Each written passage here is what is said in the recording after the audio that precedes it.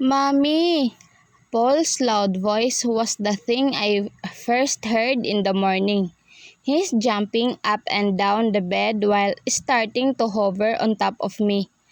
I looked at the clock and almost cursed out loud. It's only 6 in the morning. Porter and I decided that we should rest by 3 a.m. Wake up, Mommy! Paul shouted and I took a deep breath before sitting up. What is it? I asked in a calm manner as I rubbed my eyes and tried to look at my excited son in front of me. Paul chuckled at me. Why did you sleep here, Mom? He asked. Did you miss me? He giggled. I laughed and shook my head as I pinched his nose. He giggled cutely as he looked at me. I sat up and looked at my son who is staring at me with innocent eyes. He blinked twice as I tried to fix my hair. I took a deep breath as I caressed his hair. Paul, I said in a careful voice and watched his attentive expression on me. He's looking at me with huge eyes that made my heart melt. I smiled widely. Do you want to see your father? I asked him. He blinked at me twice. Father? He asked innocently. I nodded. Do you wanna see him? It took him several seconds before his eyes widened as the thought dawned on him finally. We will meet my father, Mommy? He asked in a tone of both surprise and excitement. A huge smile crossed his small lips as he stared at me with hopeful eyes. Tears are brimming at the side of my eyes as I force myself to smile at him. Looking at him this excited to see his dad is definitely one of my biggest regrets in life. I should have let him meet him before if that makes him happy. But then again, will it be the same if he knew that I hated his father? I shook my head and sighed. I shouldn't think about the past now. What matters most is Porter is here and he's willing to father Paul without even knowing about his real identity. He's here and he wants to be with Paul. That's what should matter. That's what should only matter now.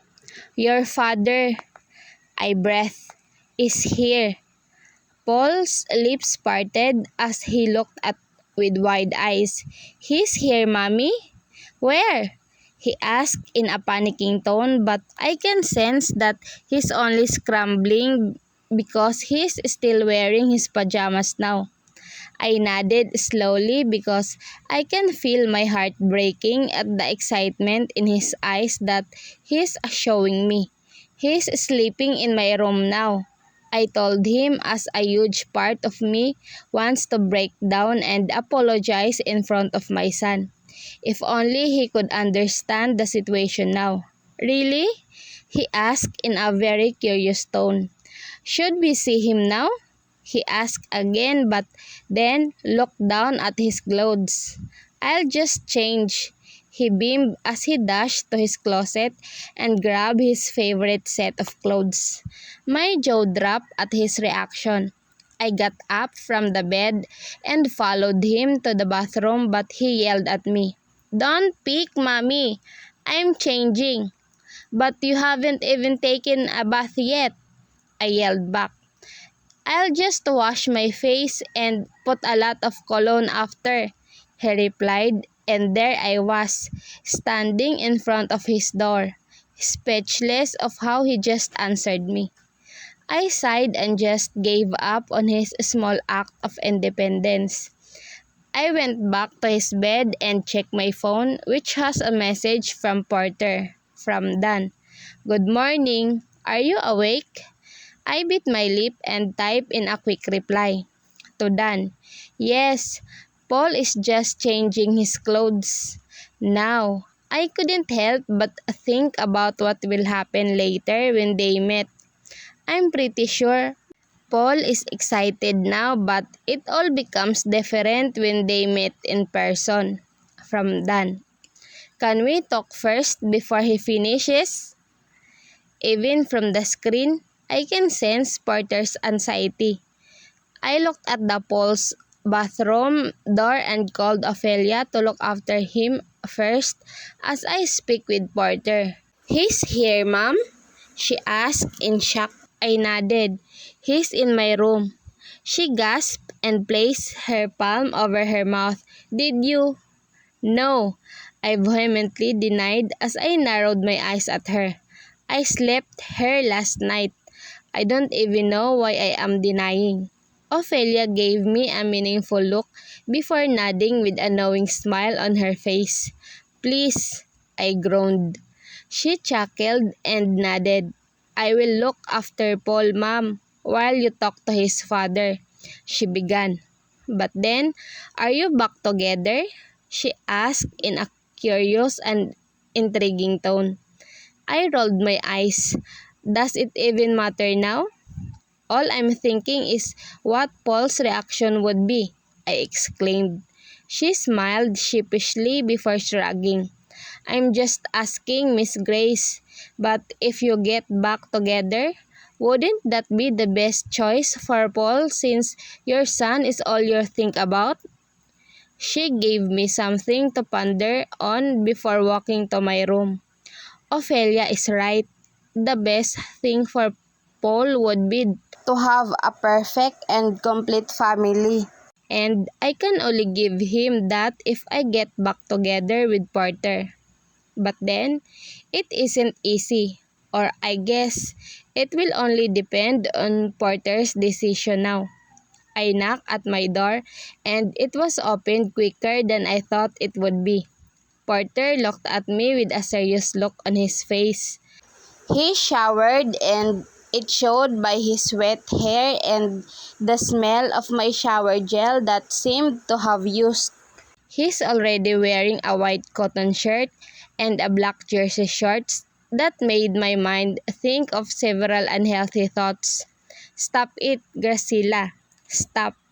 I cleared my throat before pursing my lips in a thin line to hide any excitement or surprise I might have shown when I looked at him. And that's when I was faced with the reality that I probably look like shit now because I haven't even combed my hair, brushed my teeth, nor washed my face. Gosh, I probably don't even look like a human right now. He opened the door wider and I got in. I walked to the bathroom to do everything that I needed to do. I heard Porter calling me but I dismissed him and shut the door behind me. I washed my face and brushed my teeth in a flash before I could hear the door of the bathroom opening. My eyes widened when I felt Porter's presence behind me, but my whole heart dropped the moment I felt him embrace me from the back. "Did you rest well?"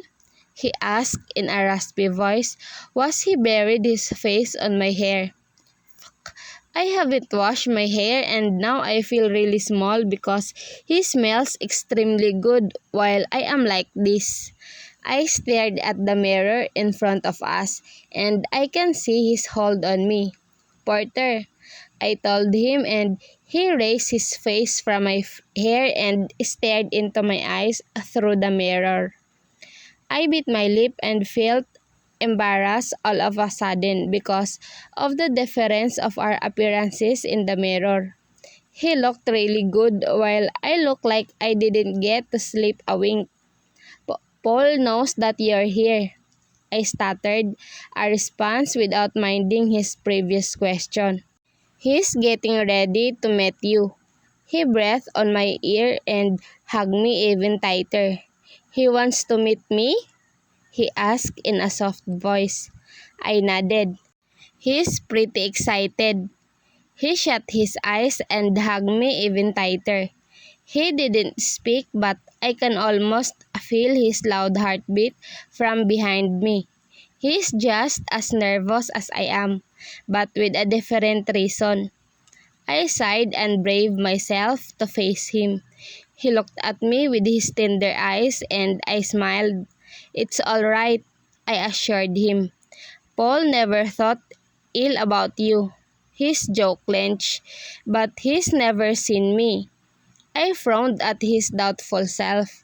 "Yeah, but he always thought that you and I were communicating," I told him as I remembered what Paul said one Sunday afternoon in New York. He's really excited that he even rushed to the bathroom and grabbed his favorite set of clothes so he would look better when you met him. I chuckled, and that made me see a ghost of smile from Porter's lips. I gave him an assuring smile. "It will be all right for the both of you." Porter looked at me and nodded before smiling weakly. He held my face and gently caressed it. "Thank you, Graciela," he said in a husky tone before leaning in closely to kiss me quickly on the lips. I stared at his sudden gesture, and when I was about to protest, he leaned in again and gave me another kiss, but this time it is deeper and more passionate. He placed his hand on the back of my neck as he pulled my face closer to him to kiss me harder. I closed my eyes and let him take over the kiss. My hands gripped on his shirt as his lips skillfully moved against mine. He pulled my body closer to him and caressed my back. A lot of memories came flashing inside my head as I savored his lips on mine. Our past, the same past that haunts me every night for 5 years, came in front of me like I can glance at it again once more. "Porter," I moaned as his kisses went to my jaw and down to my neck. He hugged my waist and carried me to sit on the bathroom counter, with my legs wide so he could fit in between.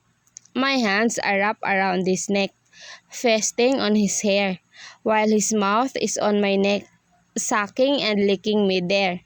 He pulled down the strap of my spaghetti top until he could see my breast. He did the same thing with the other strap that revealed my bare breast. Without a word, he cupped my breast, kneading them and molding them while he stared at them with eyes filled with lust and longing. "Fuck my shit," he cursed as he crouched down and pulled one onto his mouth, sucking it hard like his own favorite candy. I lifted my head and moaned at the sensation that he is giving me. I only used to feel this when I touched myself, remembering how he touched me, but now he's here again. It's all different and I feel so needy. "Oh God," I moaned as Porter moved to my other and did the same thing. I really missed his touch. I already know that I miss him, but now that he's touching me like he's never touched anyone after me, like he's been waiting for this to happen again, I realized that I missed him more than I should. His mouth then went up to my jaw again and then to my ear. "I miss you so much," he whispered, and I could only moan. His hand went to my thigh, caressing and rubbing it until it reached my inner thigh. "Porter," I gasped when I finally felt his hand on my heated center. He inserted his hand inside my shorts and underwear, and when his fingers flicked against my molten folds, I already lost it. "You're so wet," he breathed before capturing my lips once more for another round of hotter kisses. He bit my lower lip as I could feel his fingers entering my wet core. I arched my back as I felt his fingers moving in and out of me. "Oh God, Porter," I exasperated as he continued what he's doing. I can already feel a familiar sensation building deep inside me as his face fastened.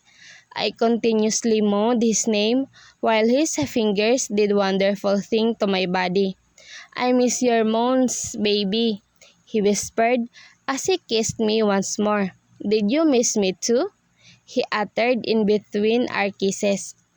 I groaned and nodded, not being able to open my mouth to say a word because I am already preoccupied by the building sensation inside my womb. "Did you miss this?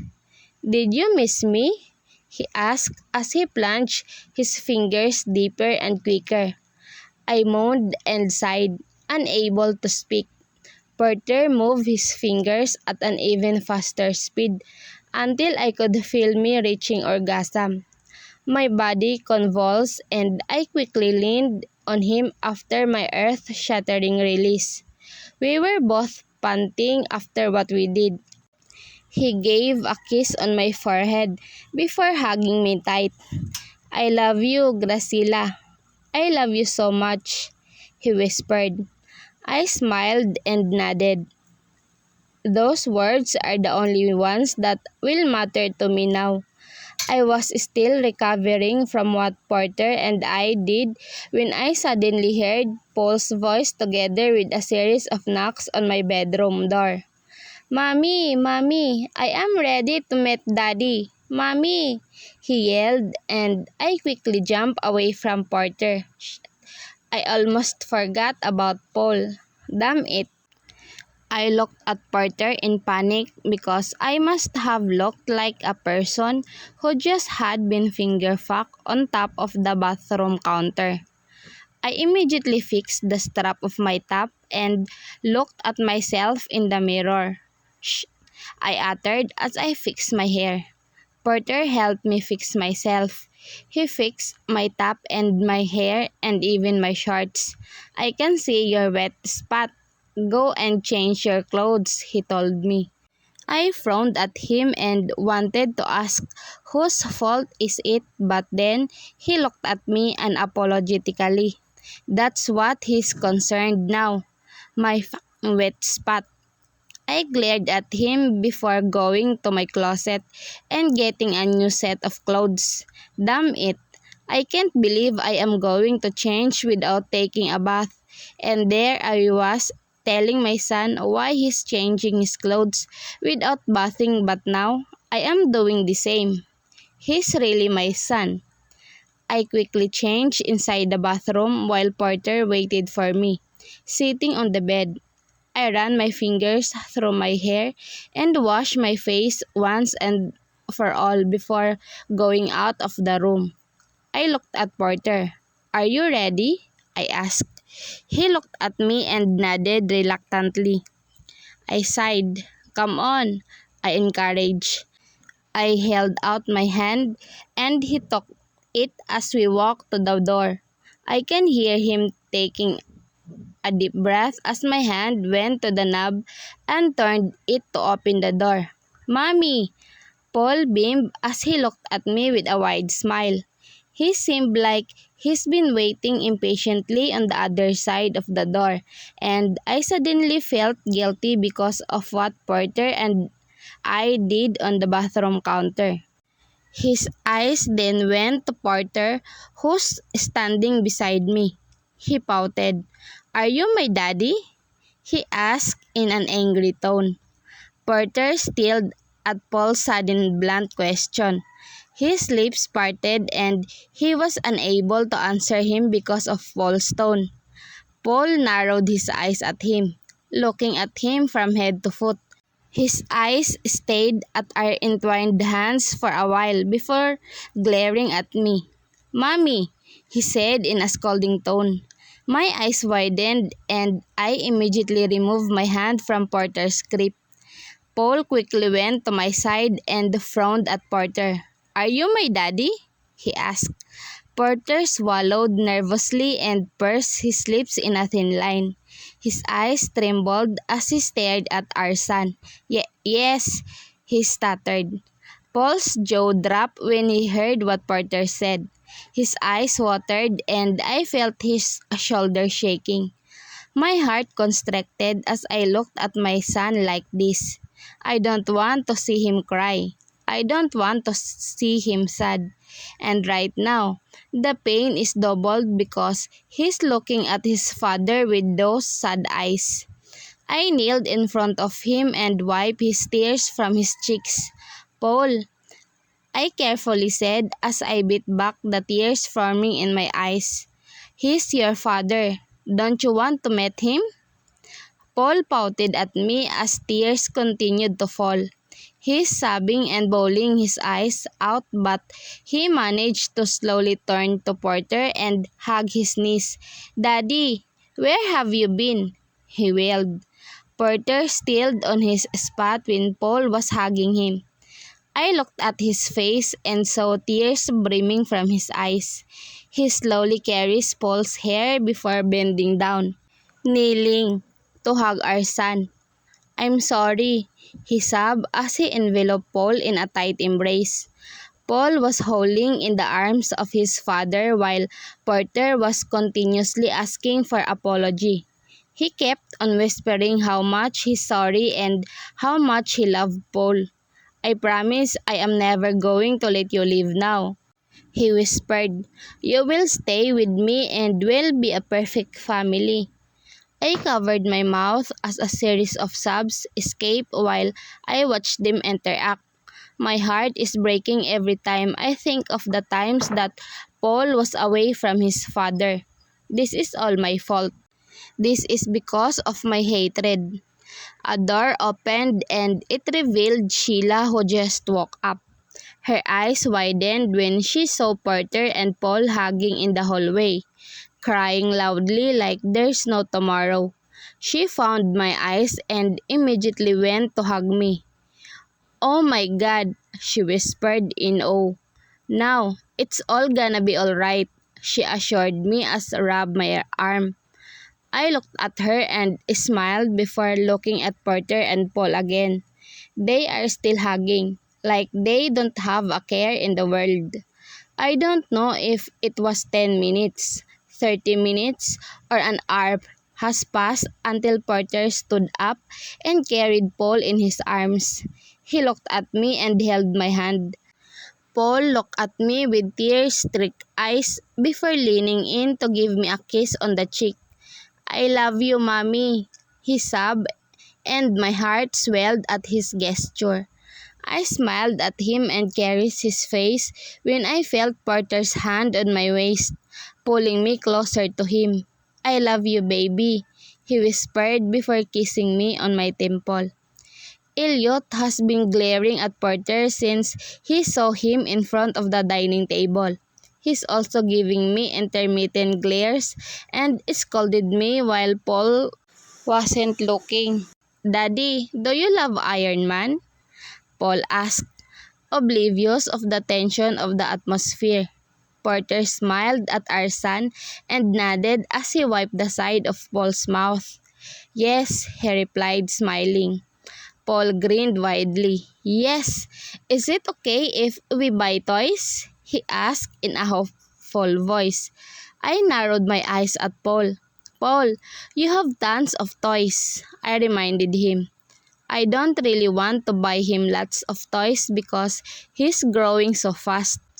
And he gets used to his toys faster. That's why I only buy him toys that I think would interest him more. Porter frowned at me before smiling down at our son. "It's okay, Paul. I'll buy you all the toys you want," he said as he continued to feed our son. I rolled my eyes and shook my head. Of course, Porter will spoil Paul.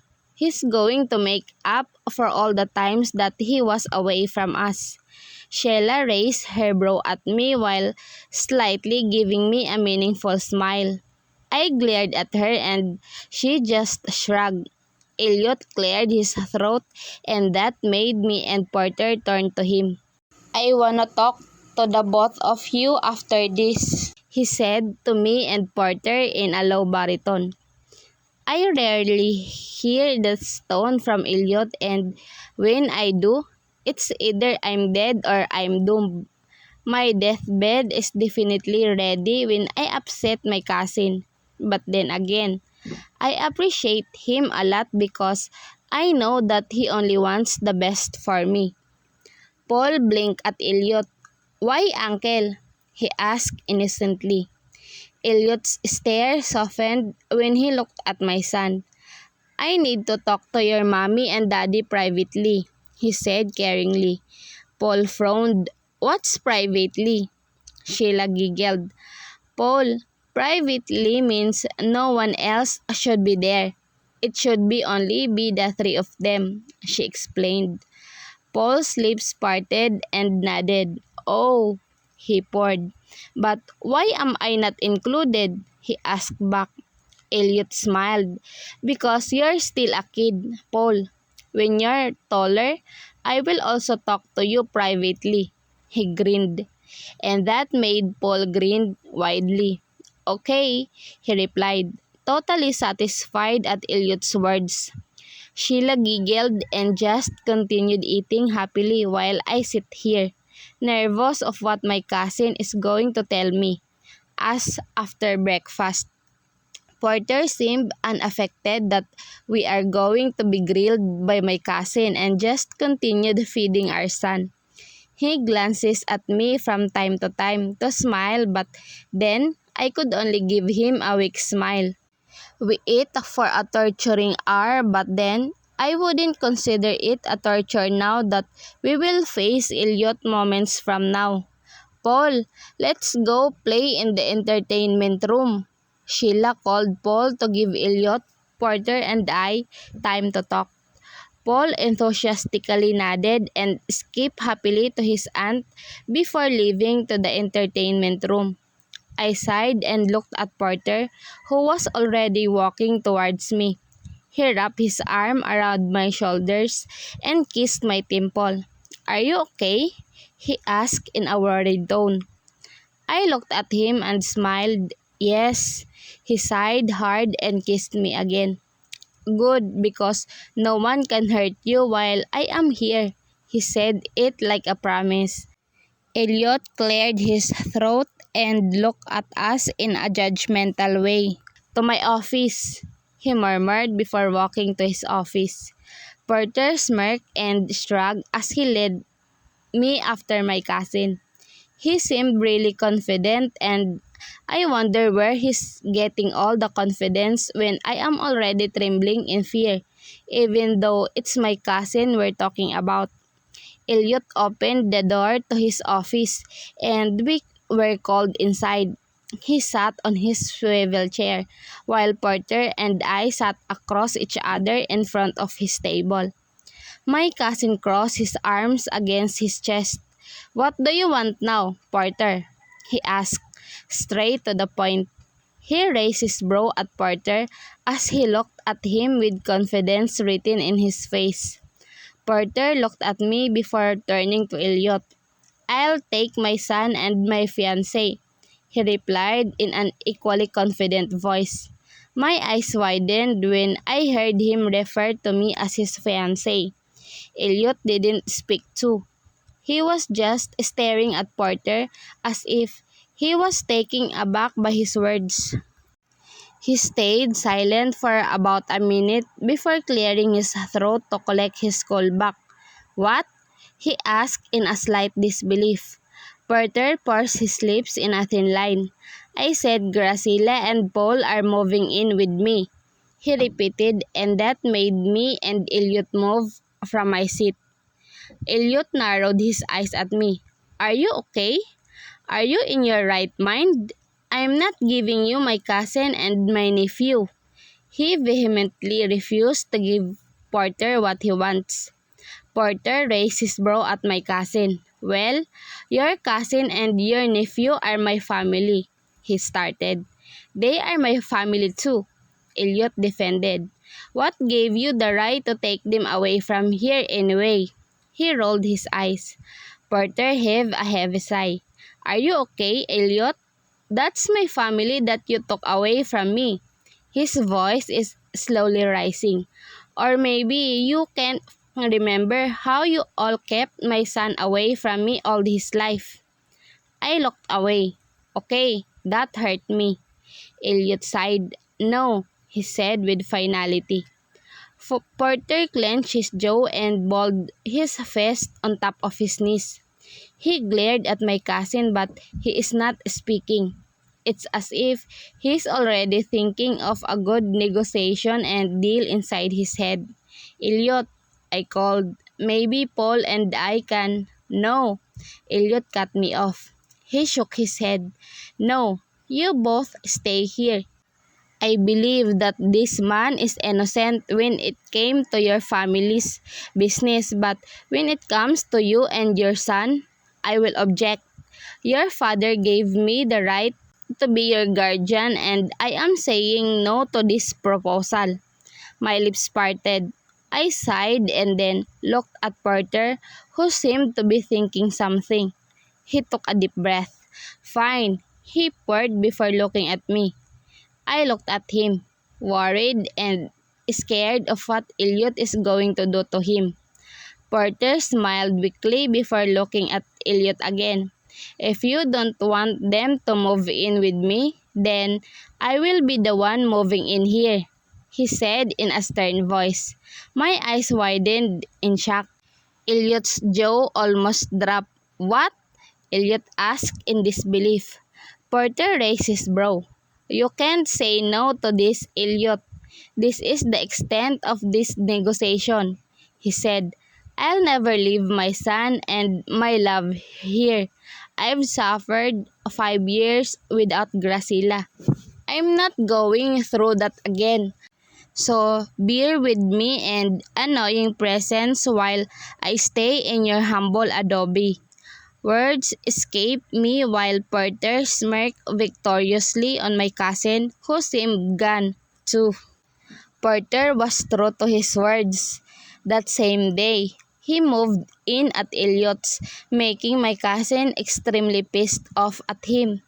But Porter doesn't seem to mind because, apparently, Paul was happy that he is now living under the same roof as us. That is what Elliot cannot contest anymore. My cousin is really weak when it comes to Paul. I sighed as I looked at Porter, who's getting some clothes inside my closet. He already has a side in my closet, and I could only shake my head whenever I think about how he fought his way to convince Elliot to sleep in my room with me. It would take some time for me to get used to someone else inside my room, but then it is my heaven whenever Porter comes out of my bathroom with just a towel around his waist. "Will you sleep at our son's room again tonight?" he asked when he just finished his shower. The smell of his shower gel is becoming my favorite scent these days. I'm sure that I'm going crazy now. I pursed my lips and took a deep breath to calm myself. Goodness, I feel like I was lost for a second just because of the smell of his shower gel. And damn all my thoughts because I am already thinking about our makeout session inside the bathroom. Yes, I replied and pretended like I didn't zone out. Porter looked at me first and before removing the small heck of a towel around his waist, revealing his bare thing out in the open. My eyes widened and I looked away. "What the hell, Porter?" I exclaimed and tried my hardest to not look back at him. I know, and I've already seen how huge he is when he is aroused, but I never really thought that it is still that big when it is still sleeping. I heard Porter sigh and I felt the bed move. Suddenly, his hand went and wrapped around my waist. He murmured against my ear. "Come on, baby. We've already explored each other's body years ago, and you're still not used to me naked in front of you?" he asked in a whisper. My breath hitched. I tried so hard to not remember all the things we did 5 years ago. "Sleep here beside me, please," Porter said. I looked at him, alarmed. "What?" Porter looked at me intently. "Sleep here with me," he repeated, but now his voice is even more hypnotizing. "We'll just sleep, I promise." I looked at him eagerly. He seemed really serious about us sleeping together on my bed. I sighed and nodded without even thinking. God knows how I can't stop myself when it comes to Porter's demands anyway. Nothing changed. Porter let out a sigh of relief upon seeing me nod. "Thank you," he whispered before kissing my temple. My heart was thumping really loud as we both climbed in the bed. Porter immediately wrapped his arm around my shoulders and pulled me close to his chest. "Feels heaven," he mumbled as he hugged me close to him really tight. My face is buried against his chest and I smiled. I miss this. I miss times like this, and I have never really realized it until now. Now that we are like this again.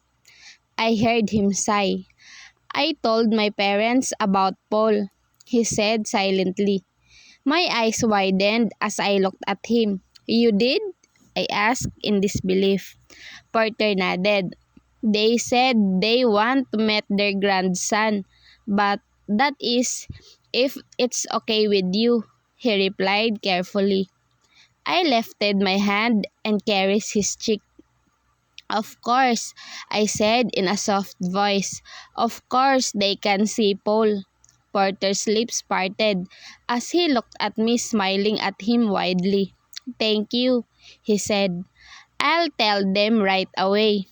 I nodded and reached for his lips with mine. I felt him still for a moment. "I love you," I told him out of nowhere. I don't know why I am choosing this moment to blurt it out for him, but days have passed since he moved in here and I can see how much he loves me and Paul. I remember the conversation that we had when he just moved in and he wasn't going anywhere. "Don't you have work?" I asked. Porter looked at me while he's still busy playing with our son. He bought him new Iron Man toys and he said he would buy him a huge figure of Iron Man so he could put it inside his room. "I filed a leave," he replied as he got back to playing with Paul. "For how long?" I asked. "Indefinite," he replied without looking at me. I gasped at his reply. "Won't that affect your business?" I asked, concerned. Porter shrugged but still not looking at me. "It's fine," he replied nonchalantly. I sighed and looked at him intently even though his full attention is with Paul. "Porter, you can be with Paul. You don't have to leave your business. It's important." Porter gave me a sharp look. His lips are pursed and his jaw is clenched. I stopped talking and just kept mum. "I don't know what's more important than spending time with our son," he said in a calm manner, but his words are fully emphasized. And there I've seen how much he wants to be with us that he even filed an indefinite leave just to be with Paul. But then again, I already knew about my real feelings for him ever since I saw him for the first time again after a long time. Porter looked at me in shock. He never saw that coming. He was never even asking for something in return. He was willingly giving me all his love even without knowing how I felt for him. "What did you say?" he asked in an almost inaudible voice. I took a deep breath and looked deep in his eyes. I swallowed, a forming lump in my throat.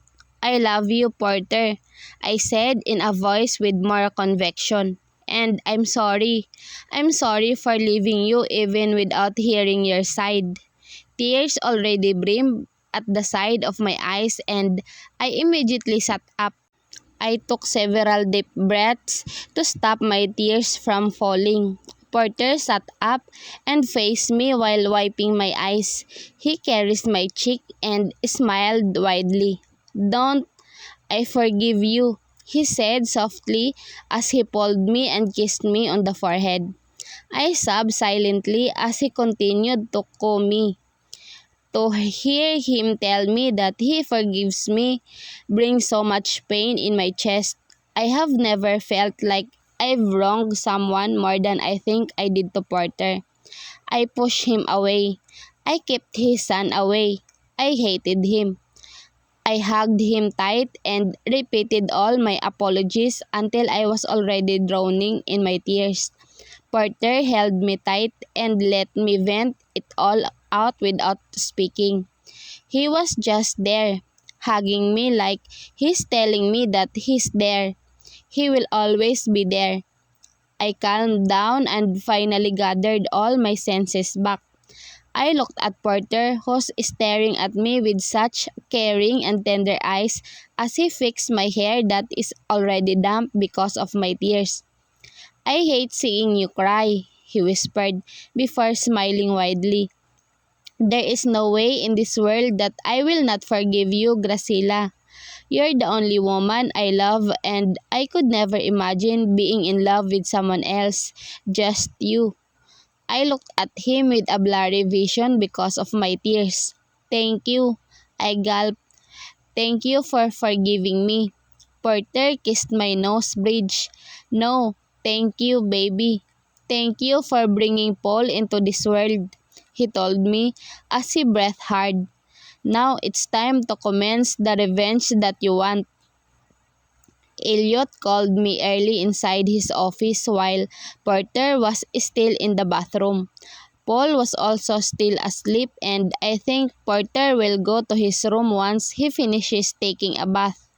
My cousin looked at me with eyes so serious that I almost trembled in fear. "Are we going to talk about Porter living in his home again?" "Graciela, you have a meeting with the Grayson Airlines board members tomorrow," he started, and that got my attention. I walked towards him and sat in front of him on his huge couch. "Do they know?" I asked. A sudden excitement rushed through my system. Elliot and I have been working so hard for this comeback, and now that it is almost happening, I couldn't help but get excited as I imagined Uncle Ari's expression when he knew that I already bought most of their stocks even without their knowledge. Investigator who's also called. "They are reopening the case of your parents' murder because you are back and they found some new evidences," Elliot continued. I narrowed my eyes at him. "New evidences?" I asked. All the excitement that I felt before already escaped my system in an instant. Anger and pain immediately came in for the excitement. I nodded. "They found the two gunmen and they have been interrogated." Investigator Hughes said that they already have the black box of the van they used. I pursed my lips and gulped. I couldn't speak now because my mind is already in chaos. My first goal was to take my company back. Putting my uncle to prison was the final agenda, but now, I think I am already hitting two birds in one stone. He said they want us to watch the recent investigation of the suspects. Elliot sighed. "Are you okay with that?" Am I okay with it? I could only remember the last time I watched Investigator Hughes interrogate the accessory to the crime. I was trembling and I couldn't stop it. I was severely traumatized because of what I just witnessed. But I couldn't stay that way forever. This is it. We're already in the end game and my goal is almost reachable. I couldn't back down now. Elliot looked at me carefully. His eyes are different from all the seriousness he got just moments ago.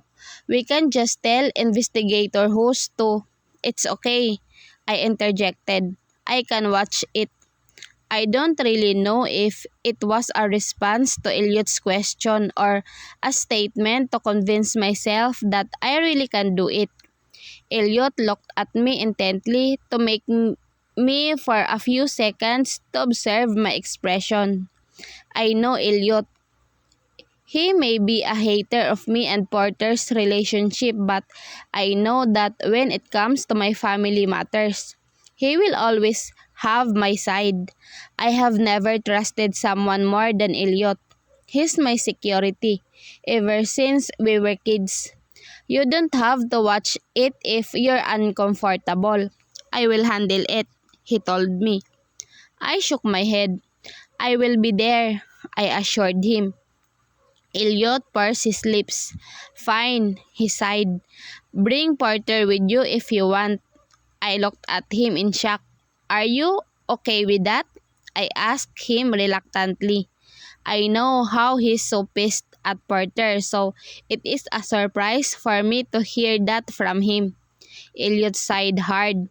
I'm not his biggest fan, he began, but I can see that he truly cares for you and Paul, so I think he might be good for you. My heart swelled at his remark. To hear the only family I consider say that about Porter makes me really happy. I want two of the most important men in my life get along well. Of course, they are falling behind my ultimate favorite guy, Paul Alexander, my son. But if he hurts you again, I am probably going to be the one to kill him because I hate seeing you depressed the most, he said in a serious warning. He's got your heart and that makes you vulnerable to getting hurt. I smiled and nodded. I will continue to watch him closely, he uttered, and that made me smile even wider because Elliot's approval is something I really crave for. Porter didn't know I was going to Grayson today, and I honestly don't want him to know because I want to do this alone. This is my own battle and I want to finish it without Porter's help. But then, when he saw all dressed up, I knew I cannot hide the truth from him. Where are you going? He asked in a stern voice. I gulped and pursed my lips. I want to ignore his question, but his piercing stare is shooting daggers into my skin. I couldn't help but tell him the truth. Grayson, I replied. He immediately shifted in his post and slowly walked towards me. He held my shoulders and looked at me with concerned eyes. What are you going to do there? He asked, almost panicking. I bought most of the shares. I'm going to take the company back. But you're alone. I sighed. I'm not. I am with my cousin. He also bought 15% of the shares. So we practically hold about 54% of the total shares. You own 30. It's a win-win, I told him as calm as I could. But his eyes never left mine, and the anxiety never wavered. You can't go there alone, he insisted. I sighed and fought the urge to roll my eyes. Why did he have to see me dress anyway? I already told you, Porter. I am with Ellie. I'm coming. He cut me off. I can't let you go there alone. Not when I saw what Artemis did to you when you saw each other last time. He shook his head. No, I can handle a brawl but not with you in it.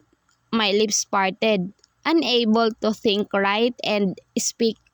I wanted to counter his words but I couldn't find any words to say.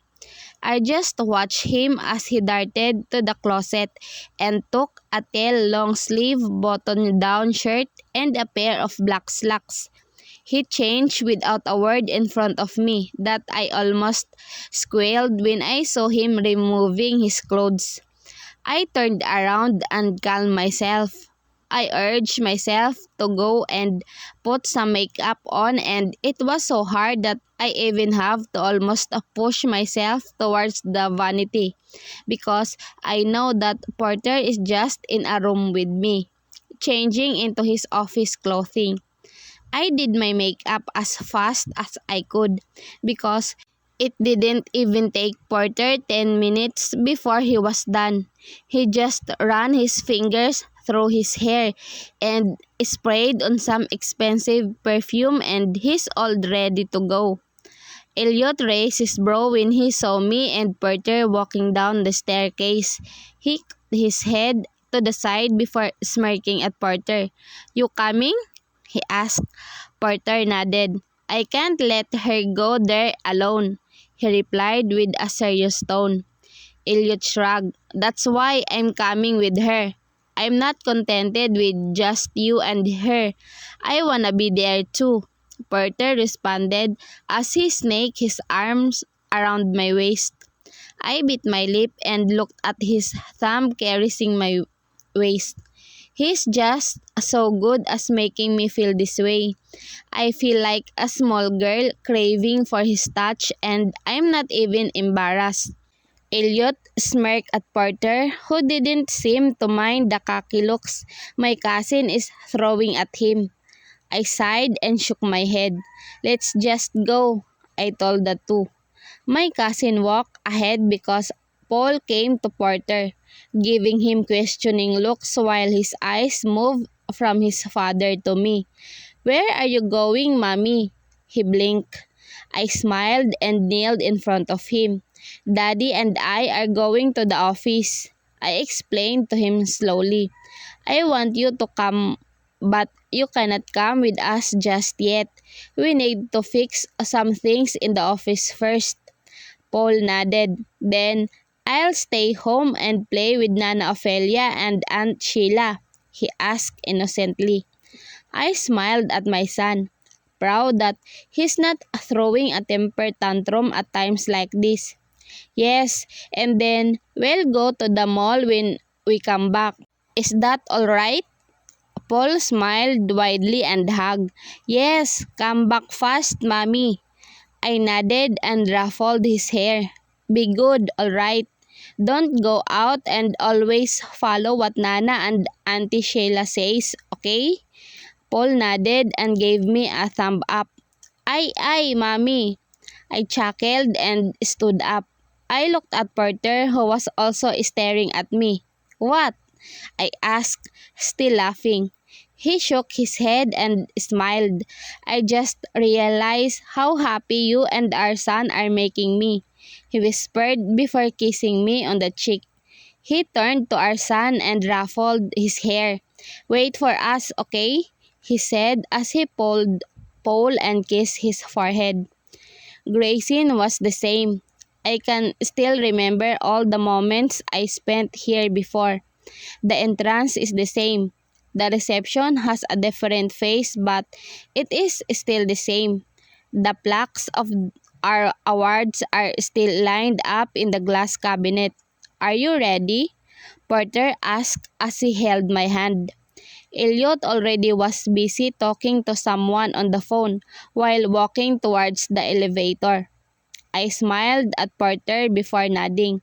"I'm good," I replied as I squeezed his hand lightly. Porter gave me an assuring smile before walking to the left where Elliot is already waiting. I can see that my cousin is with a girl whose back is turned on our direction, and he's talking to her seriously. I narrowed my eyes at the woman before it dawned on me. It's Ingrid. She's still here? I removed my hand from Porter's grip and ran towards Ingrid, my former secretary. Ingrid was taken aback when I came to her side. "Miss Fuller," she gasped. I smiled and held her hand. "I'm so surprised to see you here," I told her. "Did you even leave the company before?" She smiled and shook her head. "Mr. Dunn never allowed me to quit, even though I told him that I don't want to work with the people that put you down," she replied, and her eyes widened when she saw Porter's hand on my waist. "Good to see you today, Ingrid," Porter said in a low baritone. Ingrid immediately greeted him back. "Good morning, Mr. Dunn," she said politely. Porter nodded, and just like it was on cue, the lift opened and the four of us got into it. "Who are present in the morning?" Elliot asked. Mr. Fuller and his daughter are present, sir, Ingrid informed. Also, all of the members of the board are already in the conference room. I took a deep breath. This is it. I am going to make my grand comeback, and I will see to it that my uncle and his daughter will be completely eradicated in this company, and justice will be served before dinner time. Elliot cleared his throat. Grace, you should leave with Porter immediately, all right? He ordered. I narrowed my eyes at him and then I looked at Porter. He seemed chill, like he already knew what Elliot meant. Why? I asked as I faced my cousin. Porter sighed and held my hand. It's going to be messy after, so please. I furrowed my brows at him. Why? I repeated. Elliot licked his lower lip before taking a deep breath. The police are coming to get your uncle after this meeting, Grace. My eyes widened. Wait, I trailed, unable to know what to say because of everything happening in a fast pace. But you said we'll watch the interrogation first. Elliot looked at me and shook his head. Investigator Hughes and his team have opened the black box of the car. They found a concrete evidence to issue a warrant of arrest on your uncle. He just called me a few moments ago. My whole system froze. Elliot's words sent chills running through my spine, and I am literally having goosebumps. I was about to open my mouth to say something, but the lift opened and I had no choice but to keep mum as we walked to the conference room. Ingrid held the door and looked at Porter, waiting for a go signal to open it. Porter looked at me. Shall we go inside? He asked. Are you ready? My mind was still in haywire, but then the excitement of seeing my uncle and his constituents go down today is taking over my whole system. I took a deep breath and nodded. I'm ready. More than ready. Elliot chuckled while Porter smirked ruthlessly as Ingrid opened the door. All eyes were on us as we walked inside the room. It was quiet and from my view, I can see all of their jaws dropping because of my arrival. Uncle Aris and even Artemis, who are sitting on the front most seats, stood up and looked at us in shock. Mr. Castro, Mr. Dunn, and Miss Fuller have arrived, Ingrid announced.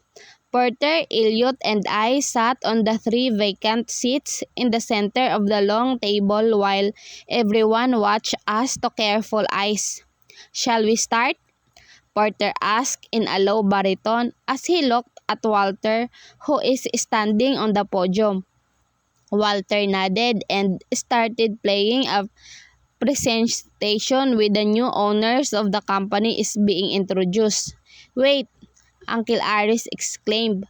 What do you mean, new owner? He asked in an angry tone. I clenched my fist under the table as I watched the person who feels so entitled with his possession. Anger rushed in my system and God knows how I urged myself to not stand up and talk back at him at this very moment. No wonder Artemis is like that. She's just like her father. Elliot sighed and boringly laid his back on the swivel. Can you sit down, Mr. Fuller? Last time I checked, you don't have any shares in this company. Uncle Aris looked at Elliot angrily. And who are you to say that to me? I am the owner of this company. His voice thundered. Everyone in the room was already murmuring and in chaos.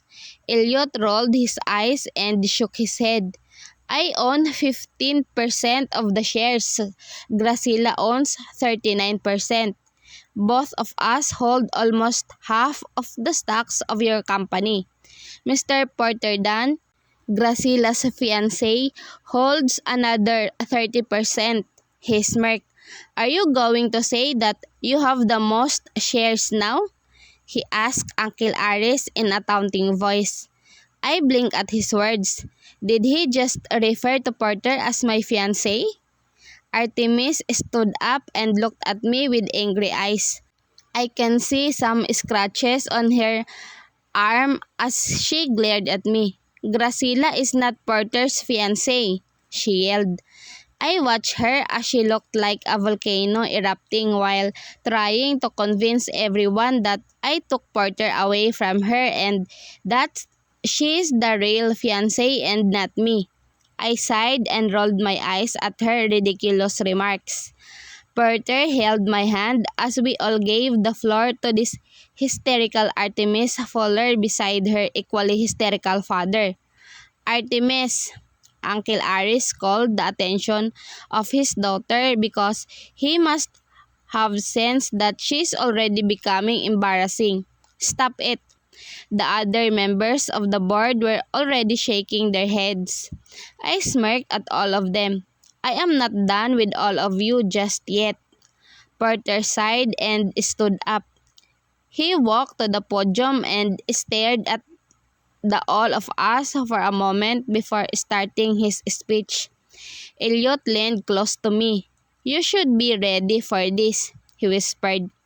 I narrowed my eyes at him but he just shrugged and grinned. I shook my head and listened to what Porter, the director, has to say. Good day, everyone. He started in a calm manner.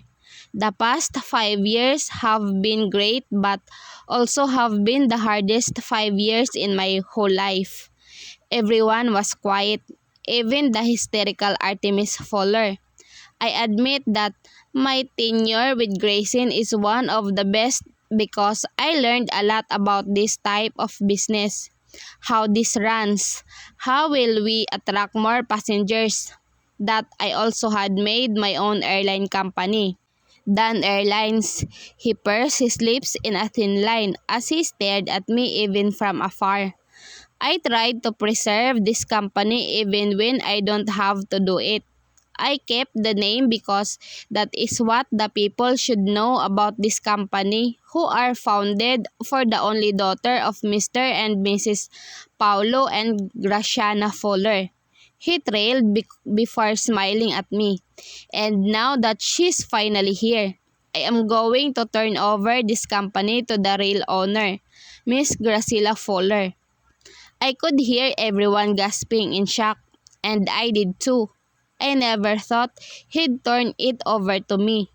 My 30% of shares will be added to Miss Fuller's 39%. I am stepping down as the director of this company. He finished as he left the podium to sit beside me. All of the people inside were looking at me like I just hit the jackpot. My cousin leaned closer to me again. Now, let's catch the culprit, he whispered, and right on cue, the door opened and the cops went in to cuff Uncle Aris. Artemis was already panicking as she saw her father being dragged out of the room by the cops. She faced me with an angry face but I lost sight of her when Porter held my hand and led me out of the room. Weeks after the arrest of Uncle Aris, the media has been hard on me. They have bombarded me with a lot of questions. Porter and Elliot got so mad at all of them that they even hired more bodyguards for me and my son.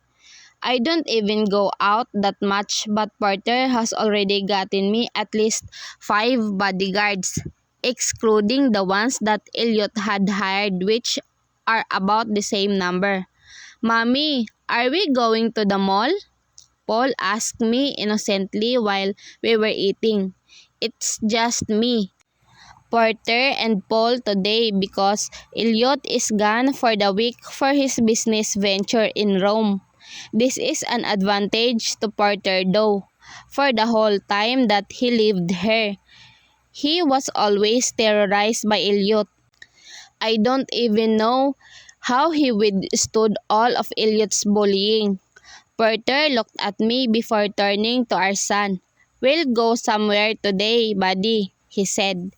Paul turned his eyes on his father, who is smiling down at him. "Where?" "To your grandparents," he replied. "To Daddy's parents." Paul's eyes widened. "Your parents?" he asked in an amazed tone. Porter nodded and smiled before caressing our son's hair. "They are so excited to see you," he said enthusiastically before lifting his gaze to mine. "We'll leave before lunch." I nodded. "We already talked about this last night, and since then, I already tried to condition myself for the moment I will meet Harry Black-Dunn again. I remember the last time we met and it went good. I am not only so sure now because I left her son and I kept her grandson from them. Thinking about being not liked by Porter's mother made me shiver and tremble in fear. My presence had only been abhorred by one person, and that is my cousin, Artemis. And I didn't really care about it because she's nothing to me and her opinion doesn't Kentoshin-sali matter. But with Porter's mother, I feel like it is my responsibility to please her and to make her like me. I don't know. It's just that she's important to Porter and that makes her important to me as well. Porter hugged me from behind when we were inside my room and I was busy combing my hair. I just finished putting clothes on. "Are you ready?" he asked. I put my paddle brush down and nodded. I only put on light makeup because I don't want to look overdressed for the occasion. His parents are only going to meet their grandson. It's not going to be that big of a celebration. But boy, I was wrong. When we arrived at his parents' house, I felt like there's a huge gathering when Porter parked his car. There were lots of tables on their lawn. I can see men with a uniform from a famous catering service setting up even more chairs and tables. My eyes almost got out of my orbits again when I saw a chocolate fountain in the center of it all. "What the I glanced at Porter, who seemed to be so chill as he unbuckled his seatbelt. "What's wrong, baby?" he asked when he saw me looking at him in horror. "What's that?" I asked as I pointed at the catering service all over their lawn. "Chocolate?" Paul beamed from the back seat excitedly. "Mommy, Daddy, let's go and get chocolate." I clacked my tongue and rolled my eyes while Porter just chuckled at our son's cuteness. He turned back to me and gave an assuring smile. "It will be fine," he said before kissing my cheek. I watched him get out of his car, running to my side to open my car door. I held the hand that he extended as I got out of his car. Porter then moved on to take our son out from the back seat. I looked around. His parents' home is like those of the mansions in the 1970s. It has a vintage vibe even though I can see that it has been modified because of the modern lining of the roof. Porter held my hand and I looked at him. He's carrying Paul while our son's eyes were all over the place. It seems like he's never been in a huge party. Well, he never did. All the parties he knew were simple children parties. This is different. Everything is extravagant. Porter led us inside where we were greeted by a middle-aged woman who's wearing an all-white long-sleeve dress with her hair on a clean high bun. "Miriam," Porter greeted. "Where's Mom and Dad?" he asked casually. Miriam, the middle-aged woman, smiled at Porter and then raised her brow at me. She turned his eyes back to Porter. "They are still preparing, young master," she replied. "Young master? What the hell?" I looked at Porter in horror upon hearing what Miriam called him. I feel like I am in an Asian TV show. What? Porter blinked. I shook my head. Nothing, young master, I replied with a bit of a teasing tone.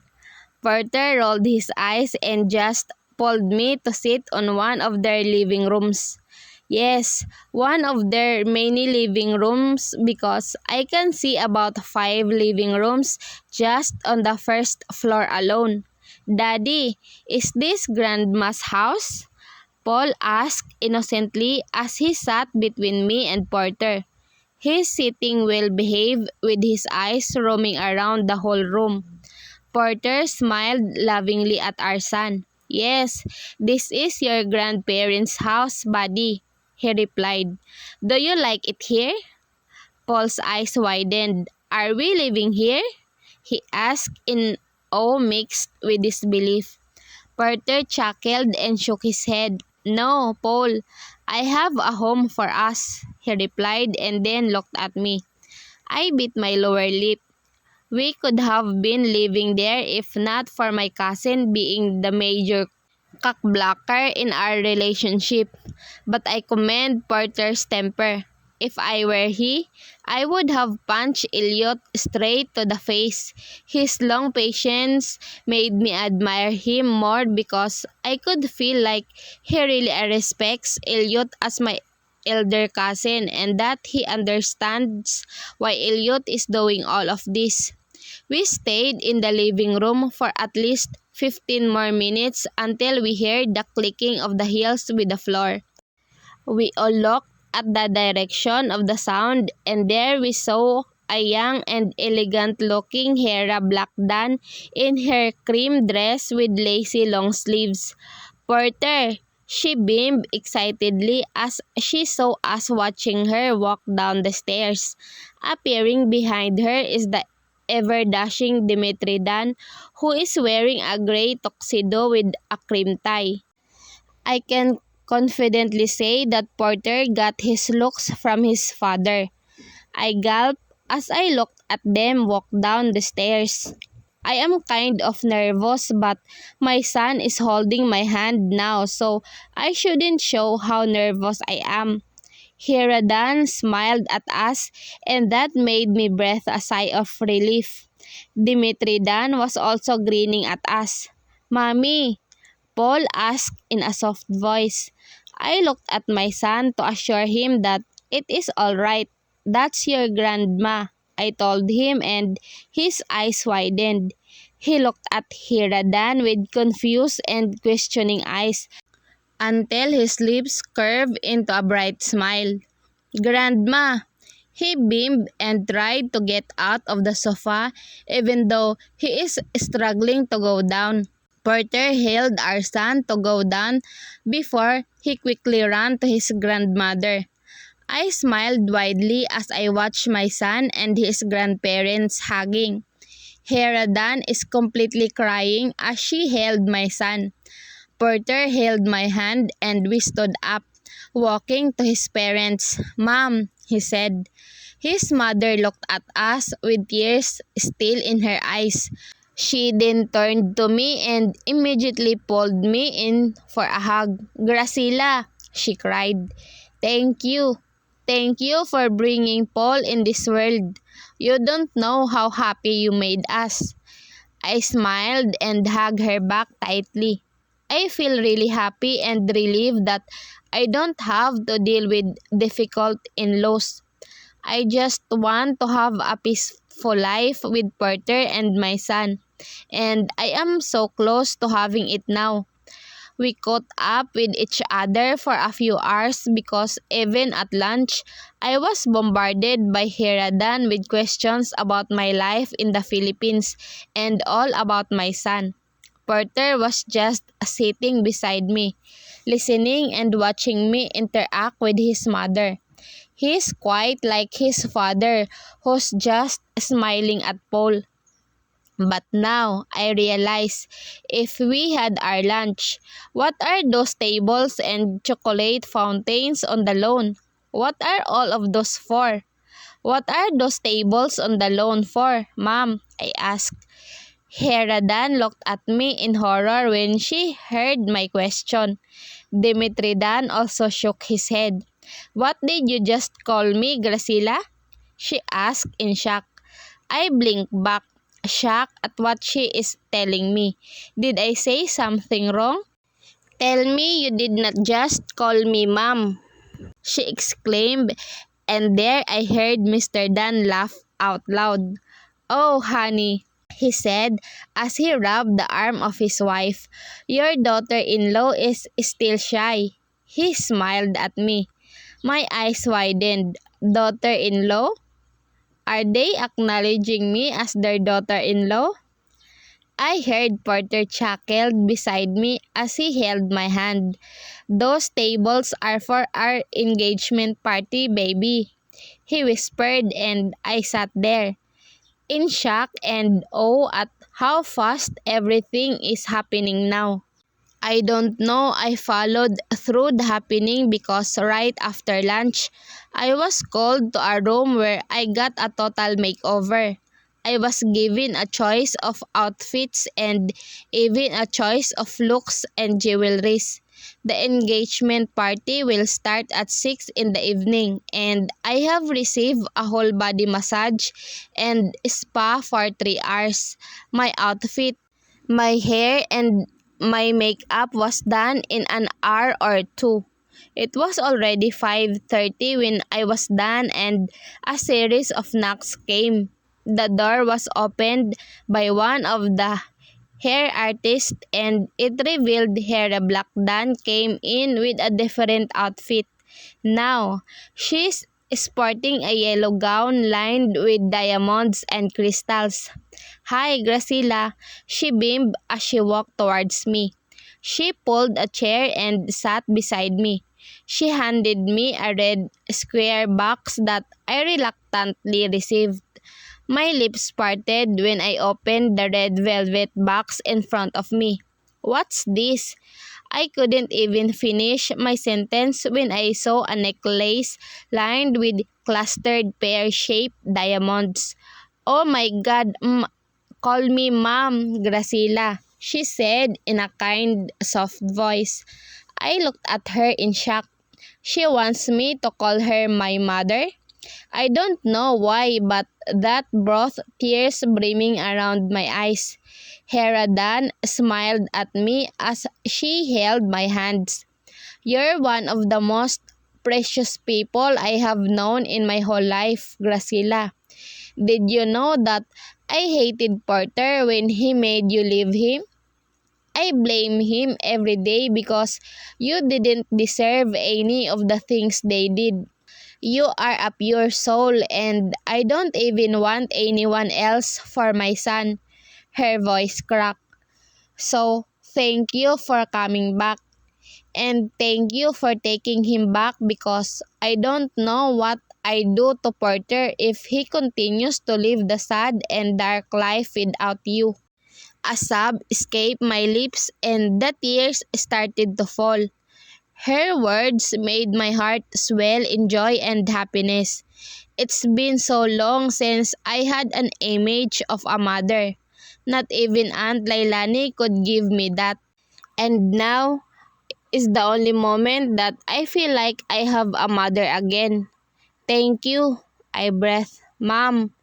Dunn wiped the tears from her eyes and smiled widely. "Now, I have a daughter. I have waited for this moment to come." She laughed and then took the necklace from the velvet box.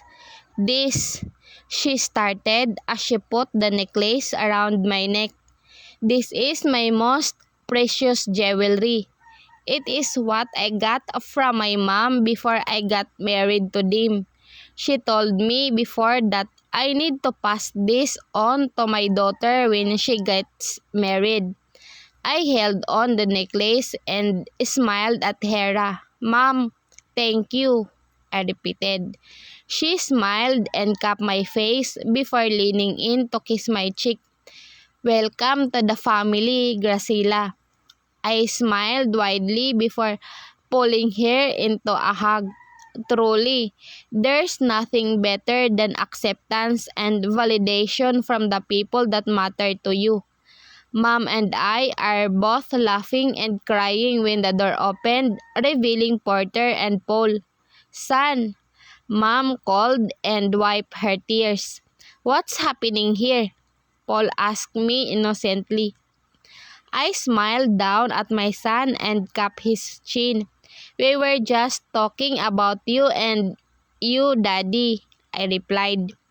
Paul blinked at me before looking at his grandmother.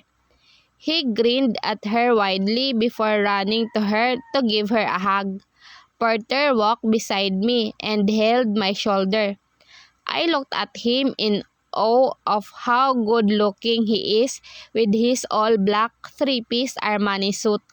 He just looks so handsome when he's in suits. He pursed his lips in a thin line before cupping my face. "Are you okay?" he asked as he caressed my cheek. I smiled and nodded. "Never been better," I replied. He smiled before walking in front of me.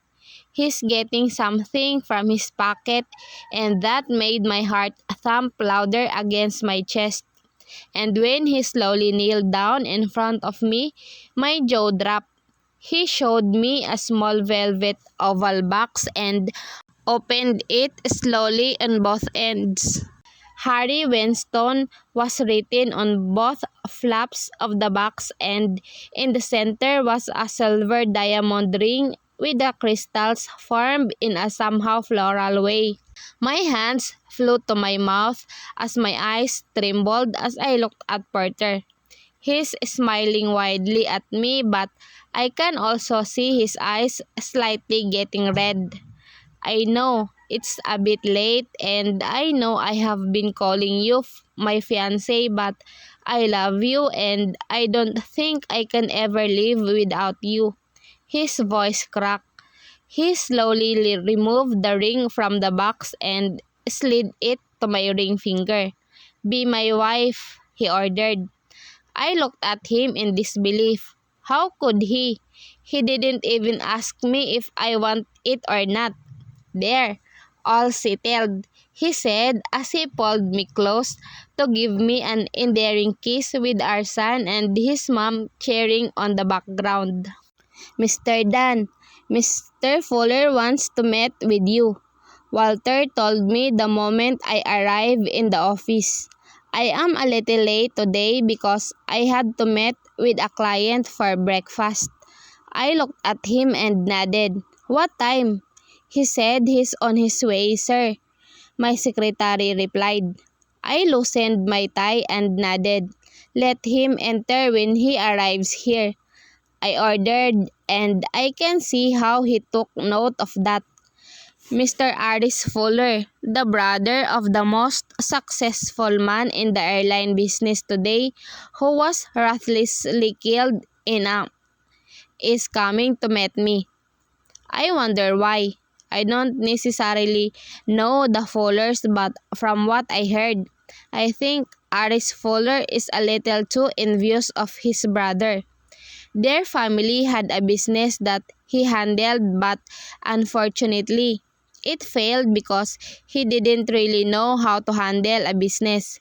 On the other hand, his brother, Paulo Fuller, founded Grayson Airlines, and it unexpectedly boomed and grew. As a matter of fact, Grayson Airlines has been named the best for several years now among all the other airline company. Having known about the success of an airline company, I, too, became interested in starting up my own airline business. And maybe Aris Fuller knows that I am interested in airlines too. A knock came on my door and it opened to a smiling Aris Fuller in his gray suit. He looks a bit older now than what I remember, but I can still see the ruthless and tricky look in his eyes, one that I abhor the most when it comes to business partners. "Good morning, Mr. Porter Dunn," he greeted confidently as he sat on the couch. I stood up and joined him in the couch. "Good morning, Mr. Fuller. What are we going to talk about today?" I asked, straight to the point as much as possible. I don't really like beating around the bush because my time is very precious. He smirked and handed me a folder. "Take it and read it," he nodded. I narrowed my eyes on the folder in front of me as I opened it. My brows furrowed in confusion as I looked at some pictures of a beautiful woman inside.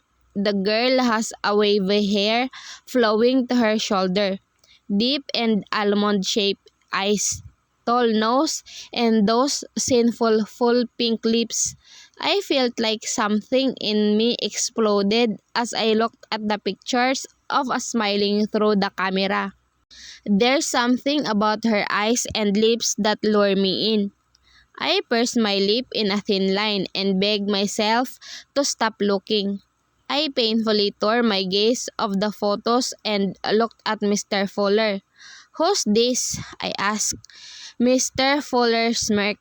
"Graciela Pauline Fuller, the daughter of my brother, my niece," he introduced. "She's the heiress to the Grayson Airlines." I was taken aback. I have seen both Mr. Paulo and Graciana Fuller, but I have never ever seen their daughter with them. From the looks of the photos, she must be in her 20s now. Why hasn't she been operating their business? She must have been somehow. But I have been to all of the business conferences in Chicago and I have never seen her. If I've seen her before, I would have lost my mind. Just thinking about looking at her in person makes me extremely excited for no apparent reason. "She's not really literate when it comes to business," Mr. Fuller began. "She's a fine arts student and her parents supported her in all of her dreams even though they have no one to leave the company to." I looked at him. I somehow already know where this conversation is going. He wants the company to himself, but what I don't understand is that what is he doing here? "I want you to join the company," he said. I furrowed my brows at him. Is he kidding? He smirked at me, eyes full of wickedness that I somehow sympathize with the daughter of the late owner of Grayson. My niece doesn't know what she's doing. As a matter of fact, she's already stressed right now because I let her handle the company alone. What a bastard. "And I have heard that you want to put up a new airline company, right? This is your chance. And the best thing is you don't have to work from scratch," he said, trying to coerce me to say yes. I gritted my teeth. This man disgusts me. But then, he is on point. Joining them would be an easy way for me to learn about how to operate an airline company. "She's also going to seek for your help soon," Mr. Fuller said in all certainty. I narrowed my eyes at him. "How did you know?" I asked. But damn it, because the idea of her coming here to pursue me to join her company is exciting the very core of me.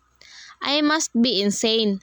My cousins would be laughing at me when they know that I got attracted to a damn photograph. "Because I will make her come here," he replied coolly. "My niece listens to me because I am her only family left now." I looked at him, annoyed at his greed. I thought I was already ruthless, but it turns out this man in front of me a monster willing to do everything just for money. A shoal. True enough, I was informed that Miss Graciela Fuller wants to meet with me. I don't know if I'm going to celebrate or sulk, but the ridiculous thing is that I got so excited that she's coming to see me. Finally, I'm going to meet her in person. I didn't know what I want to do right then because I feel my mind is in haywire of trying to think straight. I couldn't think straight. All that's in my mind is the fact that I will see her in person now, and I am so thrilled because God knows how those pictures of her played inside my head while taking cold showers every night.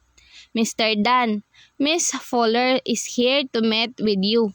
Walter's voice on the intercom blasted in my whole office. My breathing almost hitched as I responded, "Let her in." Excitement is flowing through my veins as the door slowly opened, revealing the mere reason of my cold showers for the past few nights. I stared at this woman who's looking so innocent in her black dress. Her hair is just right for her, not too long and not too short. Her eyes are wide as almonds and her lashes are longer than most of the girls I have met. My eyes darted on his lips. Something in me twitched the moment I came to look at her lips. I took a deep breath and put on a cold facade even though I am already burning deep inside. "What do you need?" I asked sternly. Her lips parted and her eyes widened as she fiddled with her hands on her lap. Damn, I can't believe she looks this good this close. I can finally think of my horny nights normally because I think they are all worth it with a face like this. I am Graciela Pauline Fuller, the only daughter of the late Mr. and Mrs. Paulo Fuller of the Grayson Airlines. I raised my brow. "I know that, baby, but that's not what I want to hear from your sweet-looking sinful lips. What is the only daughter of Mr. Fuller doing here?" I raised my brow and my head to the side. She swallowed hard and pursed her lips. I wanna pull her close and kiss her senseless. Maybe by then, I would stop fantasizing about her every night if I did. Or maybe it would make me crave for her more. "I am here to ask for your help, Mr. Dunn." Her sweet voice is definitely doing distraction in my whole system. And damn, Mr. Dunn never felt so sensual before. But with her voice, it sounded so sultry, erotic even.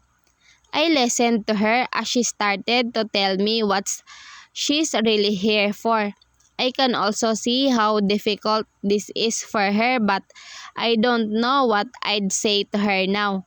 She doesn't know that the real enemy here is one of the people she trusts the most.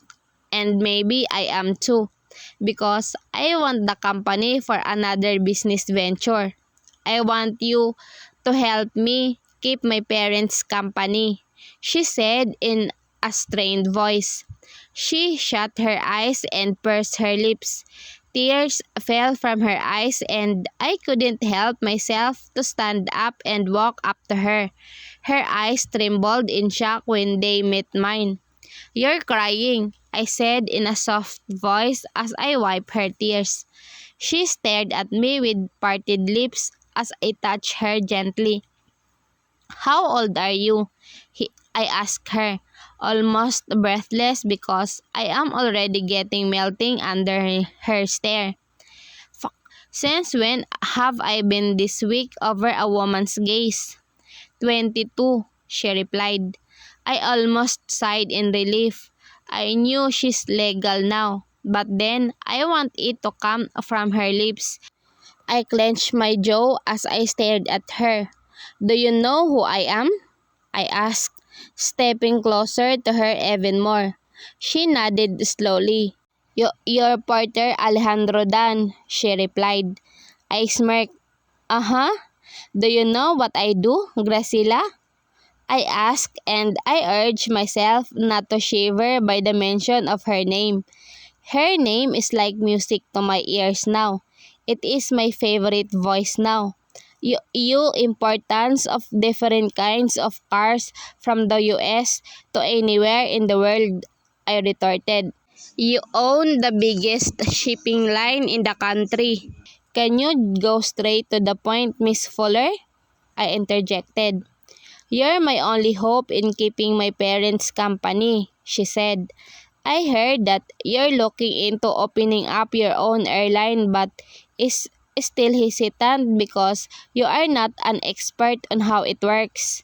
I stared at her in so much interest as I my head to the side. She bit her lower lip and took a deep breath. You can just buy some of the bird's stocks. That's funny, Miss Fuller. You're asking me to buy the stocks of the board members who left? I said, chuckling weakly. If I do that, I will become the major stockholder in your company. Exactly. You can have a position. What position? CEO, she exclaimed. I looked at her in disbelief before laughing hysterically. She wants me to become the CEO? I didn't expect that. Aris Fuller and I didn't talk about this. This is not a part of the deal. To be honest, I don't even give a on positions. Do you know how you can pay me for this huge favor? I raised my brow. I can see how she is taken aback by my question. What do you mean? I smirked at her wickedly. I don't give about those positions, Miss Fuller. I don't care if you give me a position or not. It's not the payment that I want, I told her with passion burning inside me right at this instant. What? She stammered. I tilted my head and smiled wickedly. Your body. My voice lingered as I looked at her from head to foot. I looked at her as she stared at me with fear in her eyes. Her beautiful brown eyes are pleading under my mercy and I could only curse inside my head. What am I fucking doing? What? She asked even in her baffled state. I want to stop what I am about to do but I couldn't. I feel like if I don't do this, I will forever regret it.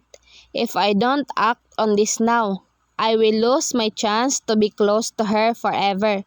This woman right here stares out all the unknown emotions inside me.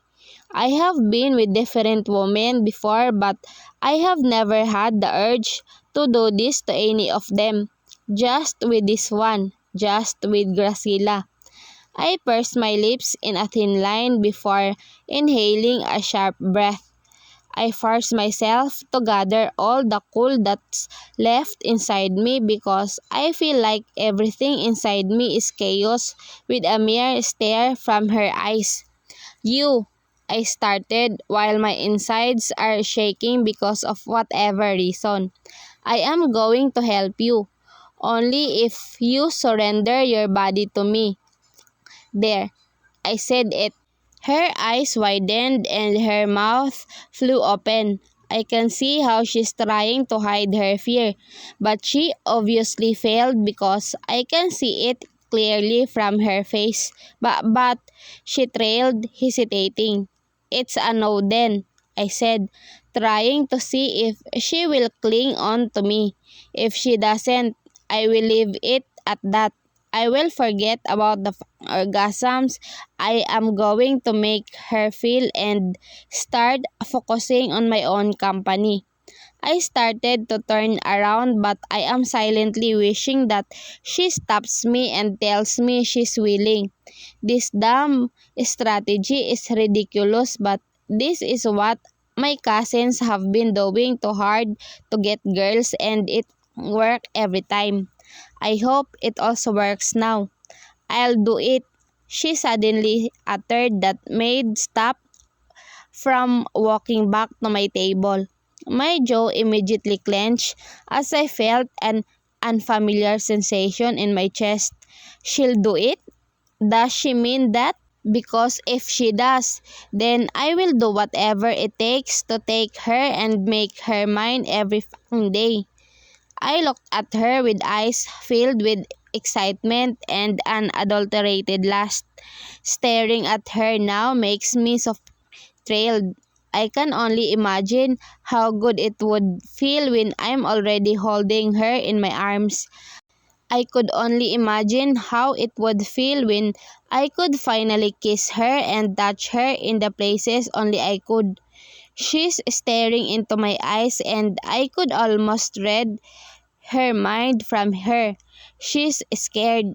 She's never been in this situation before. She's never felt this intimidated before. And somehow, that made me feel better. It makes me feel good that I am the only person who could make her feel this way. And I promise to be the only one who can make her feel like this. I took 2 strides to her before crushing my lips on hers. She was obviously taken aback by my actions, but I didn't care about it at all because all I am thinking is how her lips felt good against mine. I bit her lower lip and cupped her jaw. She started to kiss back and that made me lose my mind. Her lips against mine felt good, but now that they are moving with mine, it feels heavenly. I don't ever want to stop kissing her. I was right the moment I saw her photo. Her lips are sinful. Her lips are going to be the death of me and I am already thinking if I still want to go to that meeting in an hour because I don't think I will be strong enough to let go of her right now. She moaned against the kiss and that made me hornier than ever. I held her face and looked in her eyes. God, you kiss, I groaned. She looked at me with lips parted and swollen from our heated kisses, but she didn't say a word. She just stared at me and just like that, I was intoxicated. Since that moment, it has always been her alone. She never gave me a chance to recover from my intoxication because the more I knew her, the more I admired who she is and the more I am drawn. I am so attracted because I couldn't last a day without seeing her face. I couldn't last a day without touching her. It's scary how I could feel so much when I am with her and so empty when I am without her. I feel like I am trapped. I am a hostage by her and her smile and her moans. Further, faster, she begged as I pushed harder as if her against the wall. I hummed. You want faster, baby? I asked, almost breathless. She moaned and nodded as she started moving with my rhythm. Oh God, she exclaimed as I worked even faster, obeying what she just told me. I have never been this addicted to sex before. Sure, sex is fun and relieving, but I never really thought of it being this good. I never thought hearing to someone's moans will give me this much energy. Because as I hear Graciela moan my name, I feel like I am empowered deep inside that I want to do it even better. To see her satisfied face when I give her orgasms is definitely one of the best views I have always seen in my whole life. And now, I finally admit it. I am terribly because this girl is going to be my own personal brand of addiction. She's very different from all the girls I have met. She always tries her best even though she finds it so difficult. I can only imagine the times she stayed late at work because she's studying how every project works. She's hardworking and I like that about her. But what made me damn attracted is how selfless she is. She never wanted to be a businesswoman. She's always dreamed of becoming an artist. a painter, but she gave it up because she didn't want to lose her parents' company, the company that her parents worked so hard for.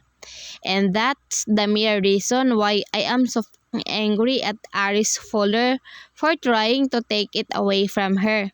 So, how is it going with my niece? This Ashul asked me with a smirk on his annoying face as he entered my office in the Grayson Airlines building. I clenched my fist under the table and prevented myself from swinging at him. "Good," I replied with a controlled voice. He raised his brow as he sat in front of me, across the table. He gave me a weak look. "Good, just good?" I pursed my lips in a thin line. "What do you want?" He smirked and shook his head before bursting out in a loud laughter. I inhaled a sharp breath and tried to compose myself even when I feel like beating this man up. It took him little seconds more before he stopped laughing. He cleared his throat before looking at me with a serious look. "You know what I want," he said. He leaned closer and stared at me with greed written all over his face. "I want this company under my name." I furrowed my brows at him. "This company is not yours," I told him.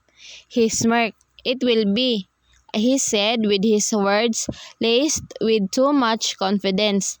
"And it will be because of you." His words haunted me more and more each day because the more time I spent with Graciela, the more I am being troubled by what her uncle said. "What time are you going out?" I asked Graciela when I drove her to school. She smiled. "3, I guess. I am not sure if our prof for the last period will show up today. He's been absent since last week." I nodded and kissed her knuckles. "I'll be here by then," I said. She looked at me, questioning. I know what she's thinking. I am never like this before, too, but I have the urge to be with her every minute that I could, and it because even when I tried to not be jealous, I couldn't help it. I only realized what my emotions are when I saw her drifting away from me. For whatever reason, she refused to be with me. She's always blurting excuses about school. I can't help her with those business papers. She's telling me if she only let me. But she doesn't, because she's an independent lady. Her independence. Where did she learn to be independent anyway? She should be with me. She should rely to me because I will always be here for her. I will never leave her. I have to work on a term paper, she told me through FaceTime. I can see from her background that she's in a library. I sighed and leaned back on my swivel. "You can't eat dinner with me?" I asked in a pathetic tone. I've never heard myself use that tone, not even when I was still living with my parents. She bit her lip and took a deep breath. "I can't," she said. "This is due tomorrow." I swallowed. "Okay, that's due tomorrow, so that means I can take another cold shower tonight. Yet again, I will just jack off while I imagine her face when she orgasm." "All right," I said, already accepting defeat. Not having her close to me at night made me extremely crazy. But I found out that there's even more things and situations where she could bring out the Hulk in me. Seeing her with a man in a cafe almost put me in an incredible rage. I am fuming mad as I see her smiling and laughing with some random man in a cafe while she avoids me every time. I narrowed my eyes at her and kept praying that she would look my way, but she didn't. Instead, She's smiling and happily talking to that motherfucking stranger. Hi! I tore my grace from Gracila when I heard someone talk beside me. I looked at the girl standing in front of me, giving me a wide smile. She's wearing a college shirt from Gracila's school. Are you Porter Dan? She asked. I nodded and tried to dismiss her, but she carried on. I am Tracy Mendez, she said. Okay. I just replied and hope that she stops now because I need to watch Gracila interact with that man. This girl was supposed to speak again when I glanced at Gracila, who was already on her way to the cab. I immediately ran towards the cab and yelled at the driver to stop the car. I ran towards Gracila's window. Gracila, calm down and let's fucking talk. I yelled as I continued to knock on her window. I can see her rolling her eyes before saying something to the driver. The car stopped and the door opened. I immediately grabbed her hand and pulled her close to me. Let's fucking talk, I said with acid dripping on my tone. I drove us to our place as fast as I could while I tried to think straight. I'm fucking feeling mixed emotions, but the feeling reigning among them all is the fact that I miss her close to me. She's been ignoring me for the last few weeks, and if she thinks I wouldn't notice, she's wrong. I notice everything when it comes to her. Don't go ignoring me again, I whispered as I pulled her close to me. Porter, she said softly against my chest. You've been making excuses just so you couldn't be with me since your school began. I fucking hate it. I don't like missing you this much. It's fucking killing me. I loosened the hug and looked at her as tender and careful as I could be. I don't want her to think that I am trying to rush her, but damn it, if I don't make her my girlfriend before this night ends, I am going to lose my sanity. And thank God that she agreed. Thank God she felt the same way, because I can't have her any other way than this. I want us to be official. Without any contract, without any agreement. I couldn't explain the happiness I felt when she told me she loves me while we were having a picnic near the secret beach. My heart is almost about to explode when I heard her tell me those three words. I have never ever really believed in love because I never really trusted any woman around me. But now, I understand why they give it their all in love. You face uncertainties and the fear of the future, of what will happen to the both of you, of what will come your way. Sure, it was fun and happy. My days with Gracila have been the brightest days of my life. I have been starting to get used to it that when she decided to leave, my life has gotten extremely darker that I never knew where or who I should hold on to. I was devastated. Being without her after being so happy with her is the worst nightmare I could ever have. How could she fucking leave me without even saying goodbye? I was so angry. But even so, I was still trying my hardest to look for her. I don't know where she is. Elliot hollered at me when I was causing ruckus in front of his house. And do you expect me to believe that? I yelled at him. I am so frustrated because he keeps on interfering with my search for Gracila, but he says he doesn't know where she is. Is he f***ing with me? I punched the gate while I kept on yelling Gracila's name outside. Elliot rolled his eyes and shook his head as he called someone on the phone, and the next thing I know, I was already in the police station, being questioned for public disturbance. What the happened? Chad came with Miller and Sage. They are all looking at me, alarmed and worried. They aren't used to me being this rugged. They aren't used to me losing my cool, and I am so baffled at how I am behaving right now as well. But when Graciela left with no trace or any word, I felt like my whole world literally crashed under feet. She set me too high and they left me there. She couldn't even fucking tell me goodbye. She left me hanging and I can't accept that. I know Graciela. She isn't the type to just leave without a word. She isn't the type to just leave things hanging. She's not that type. So why? I didn't speak. I'm afraid that if I speak, I might just sob and fall to my knees. So I just sat there and waited for the police to set me free after my cousins paid me out. Sage held my arm before I could even climb to my car. I looked at him, annoyed. What? I snapped. He raised his brow at me before narrowing his eyes. What's your problem? He asked. I yanked his hand away and glared at him. None of your business, I told him and turned away from him. They all should leave me the hell alone. I wanted to be alone. I want to cry alone.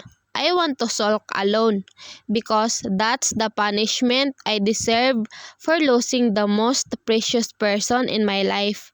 Mr. Dunn, a subpoena is here, Walter said through the intercom. I narrowed my eyes. Subpoena? It's from Graciela Fuller, sir, he added, and there I rushed to where the subpoena is. If there's a subpoena, then does that mean she's back? Walter handed me the piece of paper. I read it and almost cursed out loud when I realized what it is for. But in that moment, I already comprehended why Graciela left. I am not guilty. Aris Fuller was enraged when he received a warrant of arrest. Why would I kill my brother and his wife? The policemen are already starting to calm him down, but he doesn't. He's handcuffed and he really looks like a criminal. I didn't know about any of this. If there was one thing I was guilty of, it's the part where I conspired with Aris to take over the company. Even though I never liked the idea, I had a deal with him. And now, it all backfired to me. Porter, my mother came into the present with my father trailing behind her. She looked at me, disappointed and mad at the same time. Why would you do that? She screamed at me. Do you have to do that? I sighed and pursed my lips before looking away. I don't want to talk about it. I know my fault, but what hurts me more is how I never really thought that this would be the reason for Graciela to leave me. Or was she just acting the whole time? Did she know about it from the first moment she met me? Was this all a setup? Thinking about all these things breaks my heart into millions of pieces. I have been living in that dark room for the whole 5 years. I never actually thought I would see her again. I was fine with my life in black and white. I was just fine with work and home and occasional me. It was all I ever wanted anyway. Love was never in the list of priorities because honestly, after hurting like that, I don't think I will be able to love someone again. I feel like all of my love was poured on her that nothing is left of me to give to someone else. The news said we're engaged. Artemis told me as she walked inside my office in the Grayson Airlines headquarters. I looked at her and shrugged. To be honest, I don't even know why I am still in this company. I should have left the moment I was called in the police station. I should have left since the moment she left, but I stayed because even though I deny it, I want to be here when she comes back. I want to be here as I hand her the company of her parents. She's the deserving and rightful heir of this, and I will make sure that she gets what she deserves. Aren't you even bothered? Artemis asked as she walked behind me and started to touch me. I pursed my lips in a thin line and brought my pen down. Don't touch me.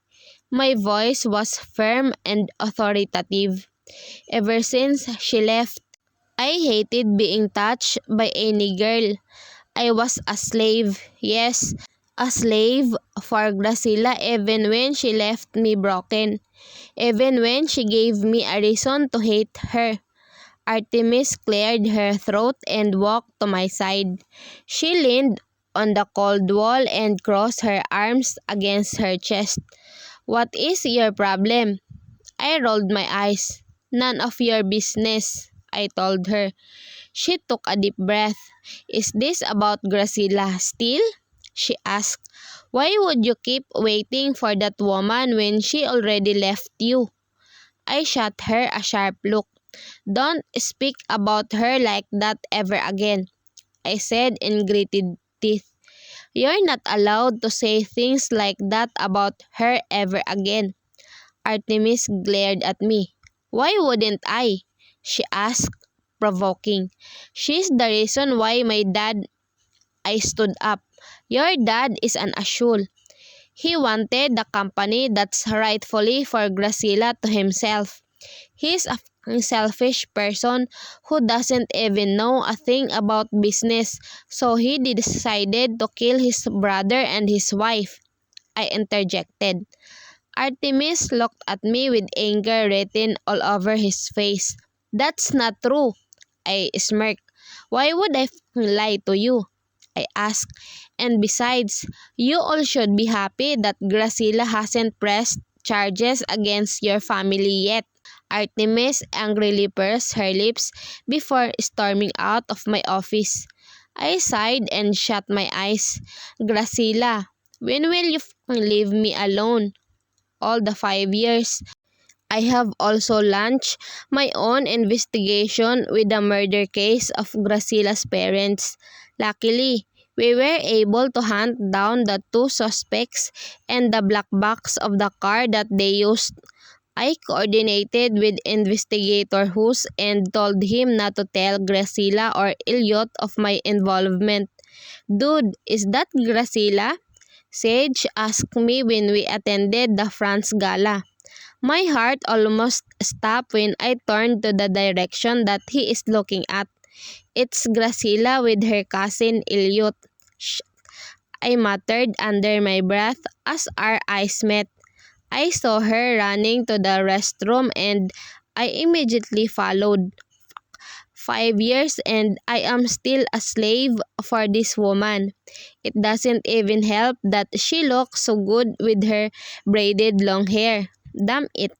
Right then and there, I already knew that I have never ever moved on from her. Even when I knew she had a son, I never stopped. As a matter of fact, I even asked one of the interior designers I know to convert one of the guest rooms in my house to be a child's room. That's how I was so crazy for her, and I believe it goes endless. I'd do anything for Graciela. I would even father her child with someone else. Fuck.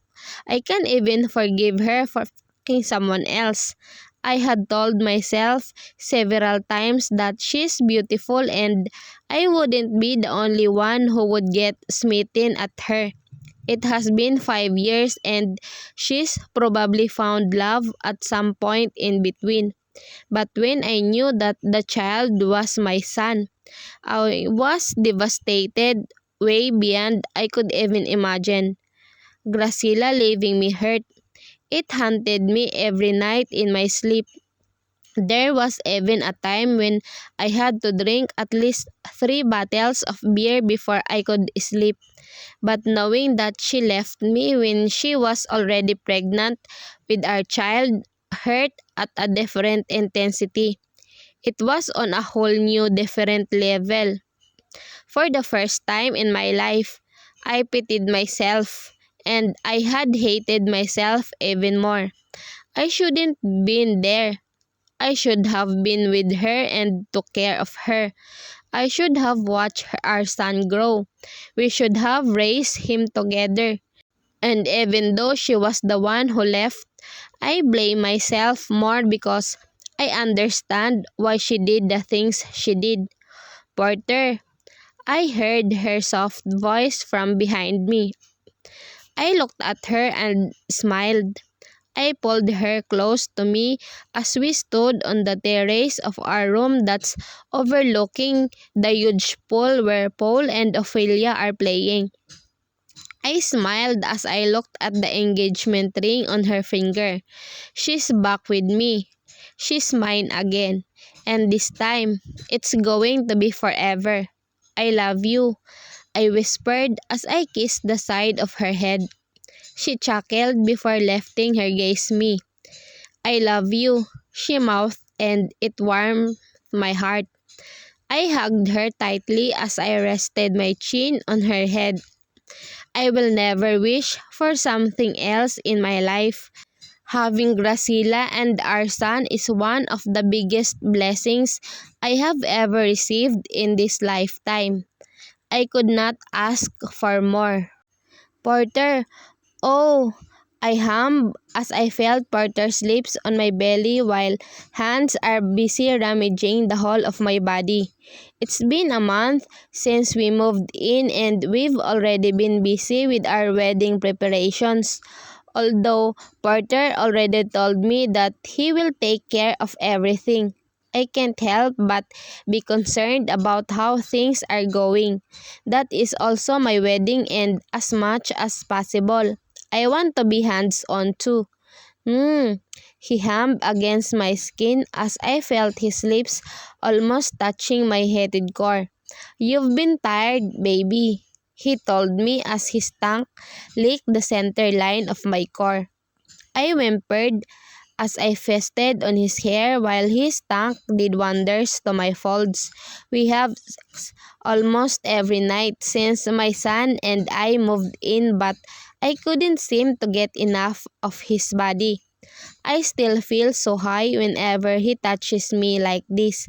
Shh, Porter, I almost yelled when I felt him inserting 2 fingers inside me. He looked at me while his tongue is busy licking and sucking my clit. He's already sending me millions volts of electricity while he moved his fingers in and out of me. I arched my back and met his thrust, finally feeling that building feeling of orgasm in my system. I moaned his name loudly over and over again as I began to reach my climax. I convulsed and felt a mad explosion in my womb. Porter growled as he licked my folds filled with my own cum. He stood up from the bed and licked his lips with the back of his hand, and his eyes bore into mine with a different intensity of unadulterated desire and lust. He took my legs and pulled me to the edge of the bed as he quickly slid his enormous member inside me. I gasped at his sudden penetration, but before I could even react, he claimed my lips and kissed me hungrily like he's been deprived of my lips for so long. He anchored his arms under my knees that made me spread right in front of him, so wide and willing as he pushed his whole length inside me. His kisses trailed to my ear and down to my jaw. I love you, he whispered, and I moaned his name. He started moving in and out of me while he feasted on my neck. I shut my eyes and continued to bite my lip several times as I met his thrust. Oh God, I moaned when he pushed in harder, sinking deeper in me. My fingers clawed his back because of the sensation that he is bringing me. He continued to push harder, deeper and faster until I began to feel that familiar feeling once again. He groaned and kissed my ear. Shit. I gasped and convulsed as I felt us coming together inside me. He planted soft kisses on my ear, cheek and jaw. I looked at him with tired eyes. "I love you," I told him as I pulled his face closer to me and kissed him gently. He smiled and fixed the hair covering my face before settling me on the bed. "I love you more, Graciela. I don't know what I'd do if you leave me again." Sadness is evident from his voice. I shook my head. "I won't leave you again. I promise," I uttered in all honesty. "I know in my heart that I will never be able to live again. Not after everything that happened to us. Not after everything he did just to prove me that he loves me." He climbed on the bed and lied down beside me, pulling me close to his chest. He kissed my forehead before covering our bodies with a blanket. "You are the best thing that has ever happened to me, baby," he said as he caressed my face. I smiled and stared at his face that's so serious as he gazed at me. I held his face and reached his lips. "You and Paul are the best for me," he chuckled. "Oh yeah, we have a son," he said. I hit his chest lightly as he laughed. "How could you forget about Paul?" He shook his head and kissed my lips. "I didn't. I was just kidding," he replied, cooing me. "Of course, I love our son," I cried in front of him. "Remember?" I bit my lip and recalled when that moment happened. It was so painful to watch two of my most prized loved ones cry as they finally met. I have never seen my son cry as hard as that moment, and it was so surprising because it's definitely hard to meet his father after 5 long years. "I love you and our son," he whispered. "I'll do everything in my power to keep you both safe." I sighed and hugged him tight. I will never let go of this man. "Where's Graciela?" Mom hollered me as she entered the door to our home. I was busy cleaning the house with the helpers when she arrived. I looked her way and immediately removed the apron I am wearing. I sprayed disinfectant on my hands before hugging Porter's mother. "This is a surprise," I told her. She nodded and kissed my cheek. "I'm bored at home. Where's my little monster?" she asked, pertaining to Paul. I bit my lip. "Porter and Paul went to the barber shop, Mom." "They didn't bring you?" "What does Porter know about kids in barber shop?" she asked, worried because she knows that her son doesn't have much experience when it comes to kids.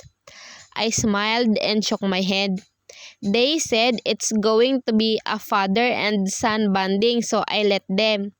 Mom pursed her lips. She trailed as she looked around. "Actually, I have food here. I baked some good cookies in high hopes that my grandson is here." Her voice is a little disappointed. "But anyway, we can eat it while we talk about your wedding preparations," she then told me excitedly. I nodded and asked Ophelia to help prepare the table on the garden. It took us about an hour talking about the necessary adjustments. She was very generous with her thoughts, and I am thankful that she's here because she told me some crucial points with the wedding. Not long after, Ophelia came to us and told us that Porter and Paul have arrived. "Mommy! Granny!" Paul jumped and ran towards me before kissing his grandmother. Mom smiled at Paul as he settled in the seat beside her and grabbed a piece of cookie. She was laughing at my son while watching him eat the cookies she baked. "Mom," Porter said as he walked towards us. He planted a kiss on his mom's cheek before kissing me on the lips and settling beside me. "Have you been here long?" he asked his mother. She nodded. "I was here because your aunt kept on ranting about Miller," she started before rolling her eyes. "I am getting annoyed at how she controls the life of her son." Porter cleared his throat. "Miller still hasn't come home?" he asked. Mom shook her head. "Do you know where he is?" she asked. "If you know, please tell me so I could tell on Aries." I looked at Porter, who just stared at his mother. "I know that he knows something, but he doesn't tell me or anyone." "Just let him be," he said. Mom narrowed her eyes at him. "Do you know where he is?" She's already starting to get mad at Porter. I heard Porter's deep sigh. "Mom, he's busy with Cassandra," he replied with a tone begging his mom to not talk about it anymore. But his mom just wouldn't stop. "Did he marry that girl?" she asked. Porter pursed his lips in a thin line. He was just staring at his mom, not wanting to say a word. Their staring game happened for more than a minute. It was quiet and all we could hear is Paul chewing his cookie. Mom gave out a sigh of defeat. "Fine, I shouldn't meddle with that, but please tell Mailer to contact his mom because she's so worried about him." Porter nodded. His expression changed and relief washed over his face.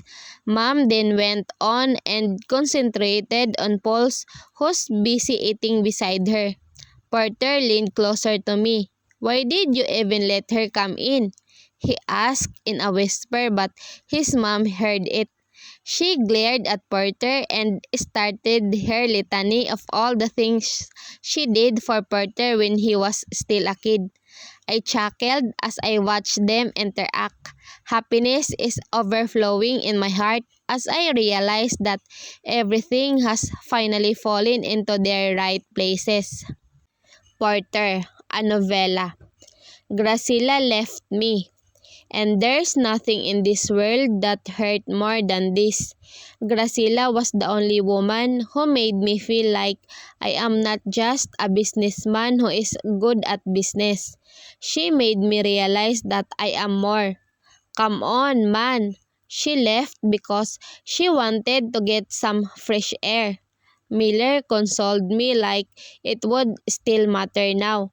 I wanted to believe him, but I know in my heart that the reason that she left without a clue is because she hates me.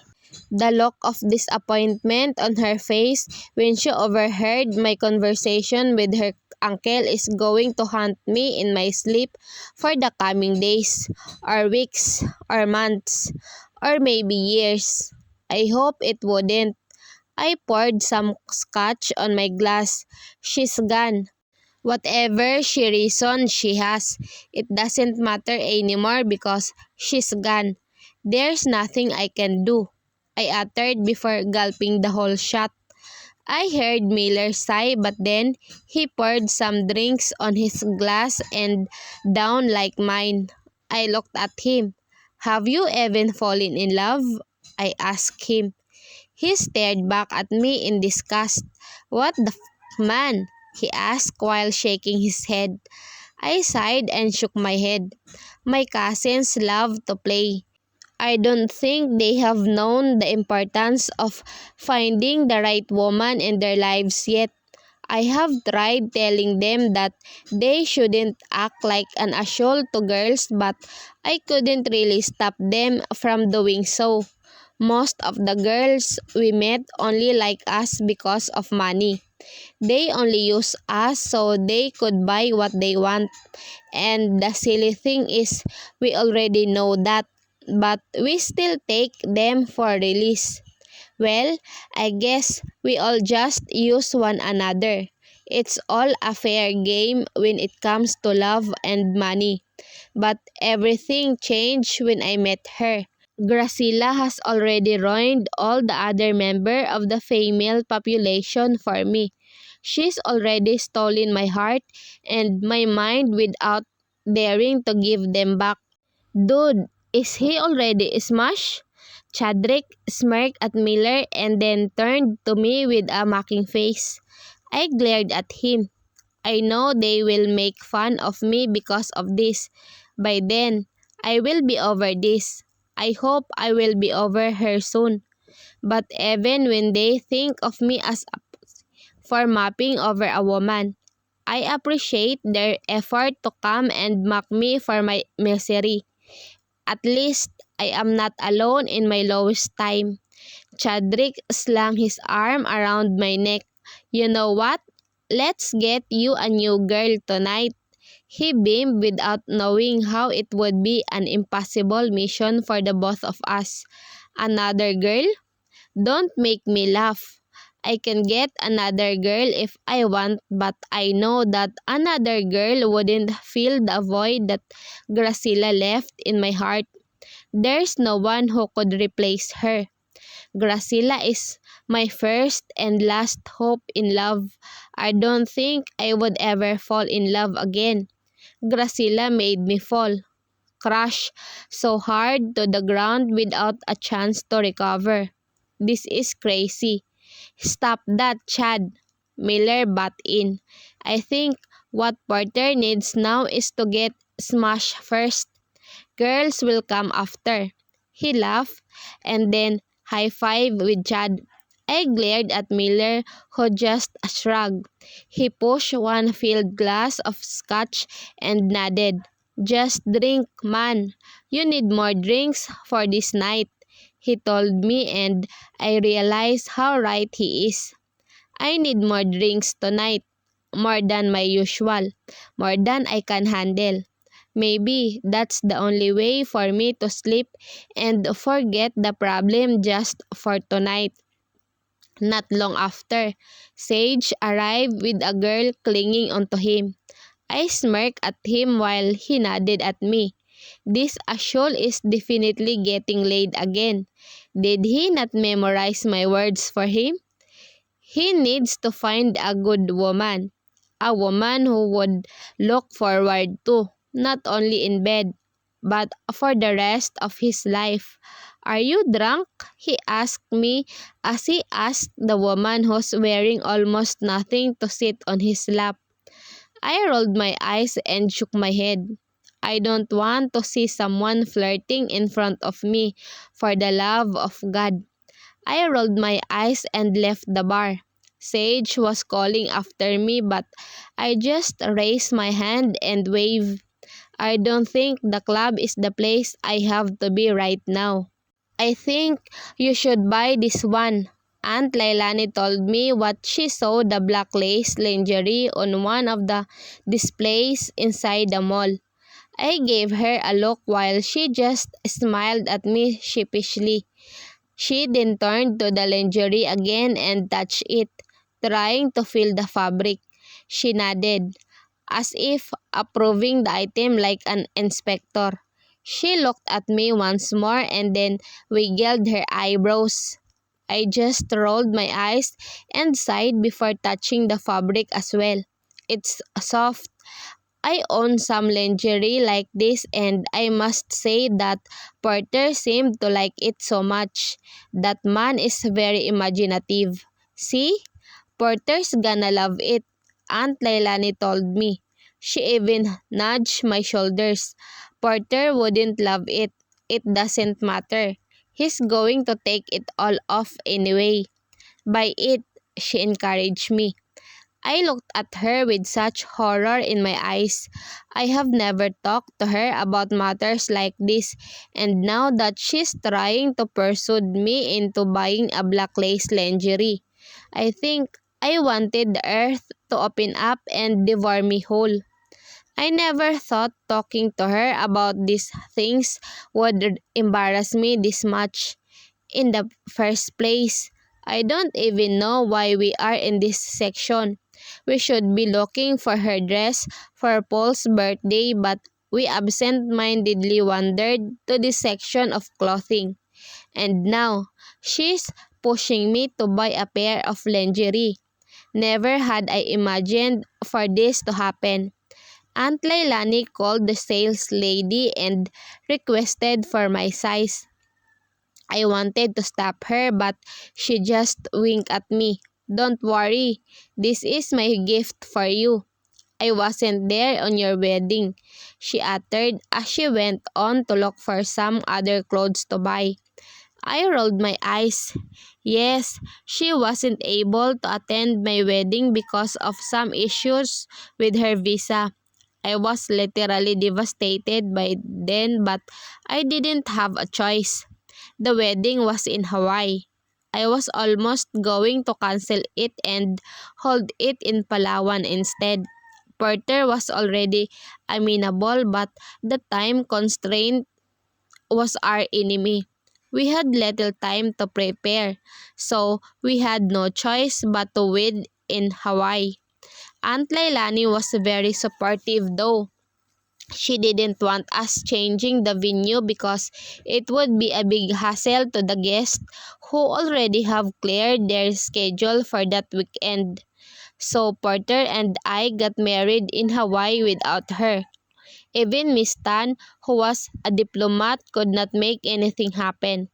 Aunt Lailani only came when we came back from our honeymoon. Paul was so elated to see his grandmother that he missed so much. I did too. She's been my mother for 5 years. After buying her dress and the freaking lingerie, I drove Aunt Lailani home. She's living with Elliot, and she's actually a total pain in my cousin's ass because she's dating someone and she goes out every night to have a date with her man. I wonder when we'll all meet her guy. She's been mum about it and I want to ask her, but I'm pretty busy with the preparations for my son's birthday. I parked the car and saw Porter already waiting for me in the couch. He's with Paul, who's coloring a book. Porter's eyes immediately flew to my direction when he saw me getting inside with a paper bag. He raised his brow as he called our son Paul. Paul looked up and when he saw me, he immediately smiled brightly. "Mommy!" He beamed as he ran towards me and hugged my hips. He's almost 6 now and his habits are starting to shift from toys to books, but he still never fails to be adorable. I smiled down at him and squatted in front of him so our faces would level. "Are you a good boy?" I asked him. He nodded immediately and started narrating what he did today with his father. He said they swam and Porter taught him how to dive. He also said that his daddy cooked lunch for him before he checked out some book with Iron Man in it. "That's good then." I ruffled his hair. "You seem to have a good day with your father." Paul grinned widely. "Have you eaten, Mom?" he asked. "There's still left over." He then turned to Porter. "Right, Dad?" Porter smiled and nodded. "Yes, there's still food in the fridge." I smirked at Porter before standing up. "I've eaten with your Grandma Lee. I will grab a bite later," I explained. Paul seemed to be so happy to spend his whole day inside the house. Since it's Saturday, he doesn't have classes. He had all the time to bond with his dad. And to be honest, he's been closer to Porter than me since he knew he was his father. I guess he's so elated that he gets to play football with a man. He's been complaining every time he played with me back in the Philippines. I went up to the room to change into comfortable clothes while Paul carried on with what he was doing before I came home while Porter followed me to our room. He stood and leaned on the door frame of the walk-in closet while I changed. His head is tilted while he stared at me. "What did you buy?" he asked, pertaining to the paper bag I was holding. I sighed before blushing so hard. "Porter and I have been married for almost 2 years now, but I am still feeling awkward when it comes to sexy clothes. That lingerie is provocative." I can only imagine Porter's reaction. Porter narrowed his eyes at me before walking towards me. "What's wrong?" he probed. I shook my head and looked at the clothes in front of me, pretending to arrange them. "We just bought some dresses," I lied, and I shouldn't have because I already saw him scouring through the paper bag. He already saw the freaking lingerie. He raised the black underwear and then looked at me with a teasing smile. "You bought this?" I pursed my lips in a thin line and started to look away. I am starting to mutter curses in my head when I felt Porter's arms wrapping around my waist from behind. He buried his face on the nook of my neck and kissed it. "Tell me you're going to wear this tonight," he uttered in a husky voice. I gulped, not knowing what to answer him. Just his husky voice, and I am already feeling bothered. I can only imagine what would happen tonight. Somehow, I am getting excited. "Baby," he called me. "Wear it tonight. I already have a lot of fantasies with you in it." He kissed my cheek and then cupped my breast skillfully. I leaned my head on his chest. He let out a sexy chuckle. "Are you turned on?" he asked sensually. I bit my lip and groaned. He really knows how to work me up. He could only ask me using his sexy whisper and I would come running. Well, it's not like I'm complaining, but sometimes I wish I am stronger at resisting his sexy voice. Porter kissed my cheek sensually while his other hand traveled slowly onto my belly, down to my needy core. He inserted his hand inside my shorts and panties before rubbing my clit immediately. "Wet already?" He's asking the obvious. He continued to rub my core and even had the guts insert a finger inside my slick hole. I shut my eyes tightly as I tried to remember if I locked the door. But then I remembered that Porter's the last to enter. Did you lock?"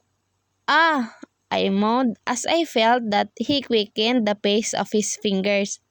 Porter kissed my temple. "I locked it. Don't worry," he whispered, and that's the only time that I could sigh in relief. "Now, can I take you?" he asked, as if my permission would matter to him. He already knew how hot I am now, and he's probably thinking about this advantage of his. I nodded and he immediately brought my shorts and panties down as he laid me on top of the short drawers in the aisle of the wardrobe.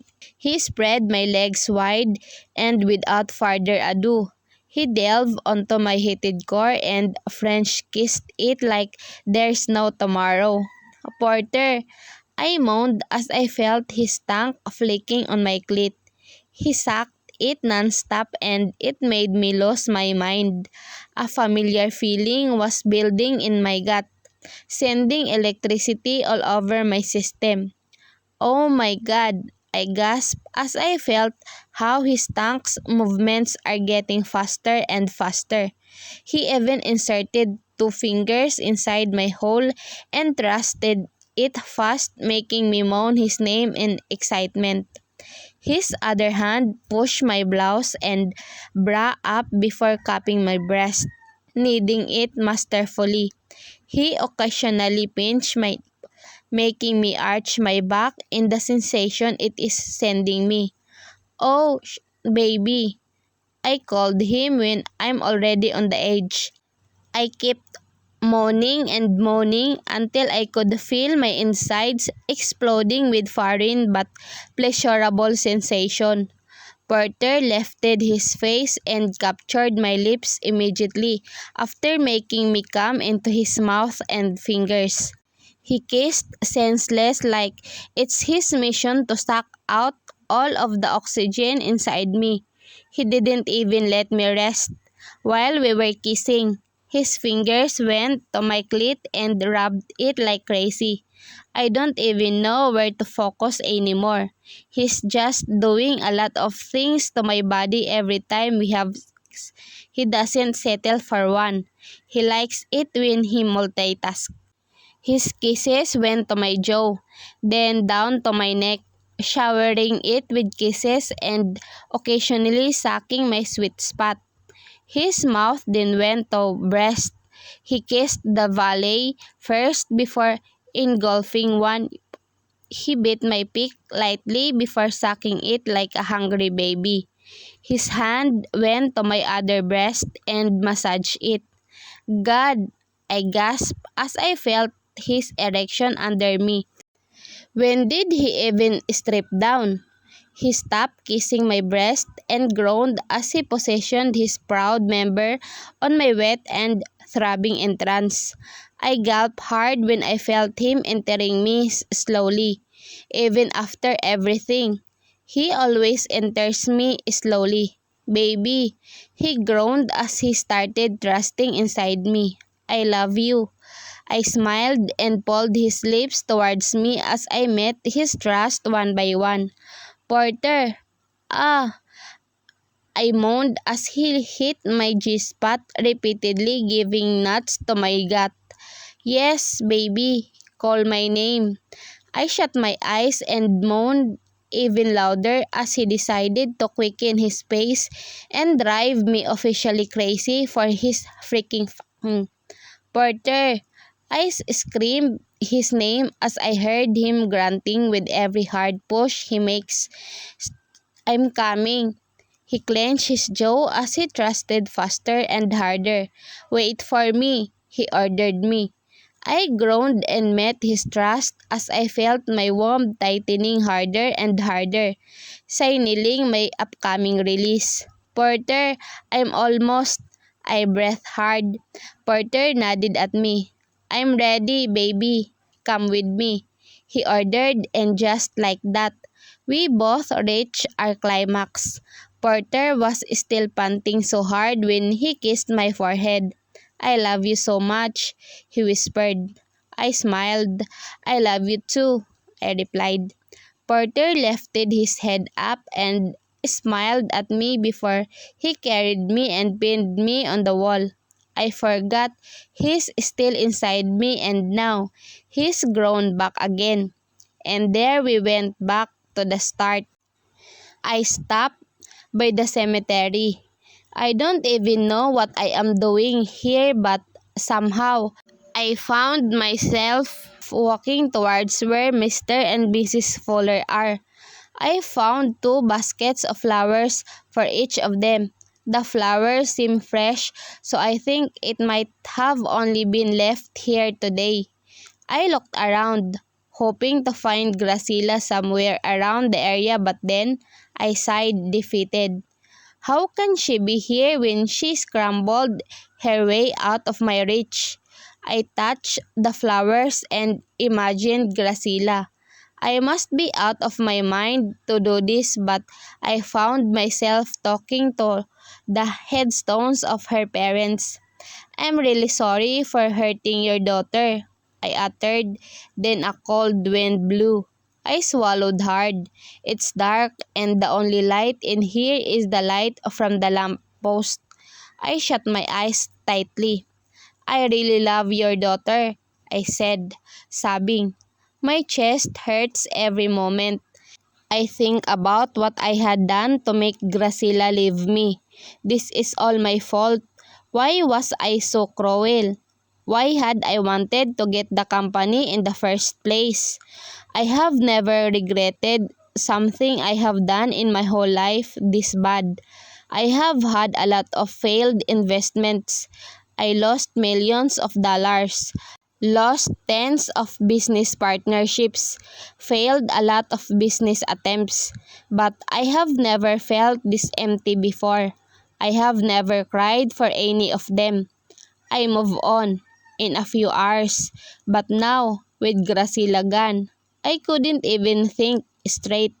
It's as if my heart is getting ripped into millions and millions of pieces every single moment that passed without her by my side. It's as if I can't get through anything without her, and now I'm thinking that maybe it's true. I have fallen so hard that I made her the center of my life. I have fallen so hard that I made her my entire life. I shut my eyes and cried on the headstones of her parents. I could apologize millions of times for hurting their daughter, but I could never bring back the time that's lost with me sulking over her. I could never make up for the time lost for me and Graciela. And right now, I don't even know if I have the capacity to bring her back to me. She's gone. She left me. She went somewhere I couldn't find her. I don't know what hurt more than this. "What are you doing here?" Elliot's tired voice welcomed me when I barged into his office. His staff was trying to stop me. I think he already banned me from here, but I didn't care. I have nothing to lose now, anyway. I'm on the verge of losing the love of my life. It wouldn't be as hard to give up everything I have. I want to know where Graciela is, I told him straight away. While I know that he wouldn't say a word where his cousin is, I'm still hoping. Elliot pursed his lips and pushed the folders in front of him away from him. He's pissed, but do I even care? I don't. Did he think I was scared of him? I'm not, especially now that I have nothing else to lose. He stood up and walked closer to me. "You're not going to make me spill, Porter. Why don't you just go and help your business partner escape his charges?" He's sarcastic and I couldn't blame him. I narrowed my eyes at him. "I'm not his business partner." He smirked. "Not his business partner? Then, do you want the company to yourself?" I clenched my fist as his face was close, waiting for me to swing at him. Elliot nodded. Did I ring a bell? I gritted my teeth as I furiously stared at him. He's right. I am not planning to be partners with Aris Fuller. I am going to take over the whole company and make it mine. When I do that, I will give it back to the right owner, to Graciela. And by then, I could only hope that she would take me back with the company.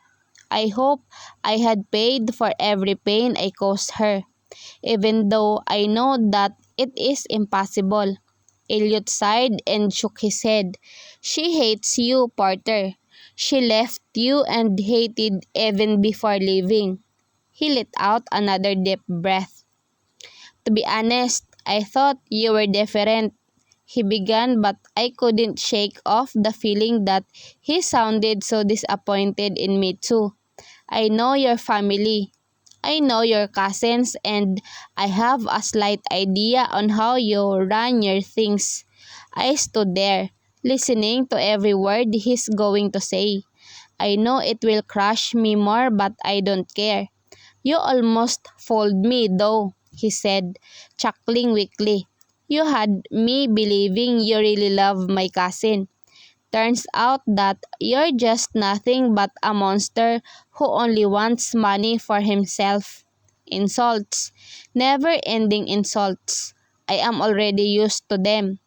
I'm nothing like my father. I don't have the compassion my parents have for their employees. I only have the heart of a businessman. A heart made of stone, unforgiving and unrelenting when it comes to money and more power. I have been tagged as the evil in the business world, and right now, I will show everyone that they are right. I will take Grayson Airlines and revenge for everything Aris Fuller and his family did to Gracila. I'll make sure that they pay for everything that they did. They will surely feel the wrath of the evil in business. My cousin is gone. You don't have anything to do with me now. Go. Elliot's tone was dismissive. I pursed my lips. I want to know. I won't tell you where she is. She's been through a lot because of you. I don't want to burden her more. His words stunned me. They hit straight up my gut and spread like wildfire throughout my whole system. I understand where he is coming from, but it's frustrating. It's very frustrating that I couldn't do anything. Even if I could do something, it will be useless. So what if I found where she is? I'm sure that she wouldn't want me back in this state of the situation. She wouldn't want me back because I am one of the people who hurt her severely. I need to prove something now. I need to show her that I am going to choose her side right now and for the coming years. And that's what I am going to prove. I will see to it that Aris Fuller will experience the worst humiliation he could ever feel in his whole lifetime. I swear on that. What a stupid decision. Mom was bursting into anger when she knew what happened to Gracila and me. She already accused me and I don't know if I will be amazed that she knew it was me or if I will be insulted because she knew it was me even without knowing the whole story behind it. She's glaring at me while walking towards my table. I sighed. Now, I have to deal with her too. I sat back and watched her angry face scold me like I'm some kindergarten who did something wrong and needed to face the wall for punishment. What did you do this time? She asked. Her voice is already accusing me even without her telling me directly. I pursed my lips and shook my head. I was wrong, and I'm working on it, I replied, defeated. Mom tilted her head to the side while looking at me wickedly. I know this look.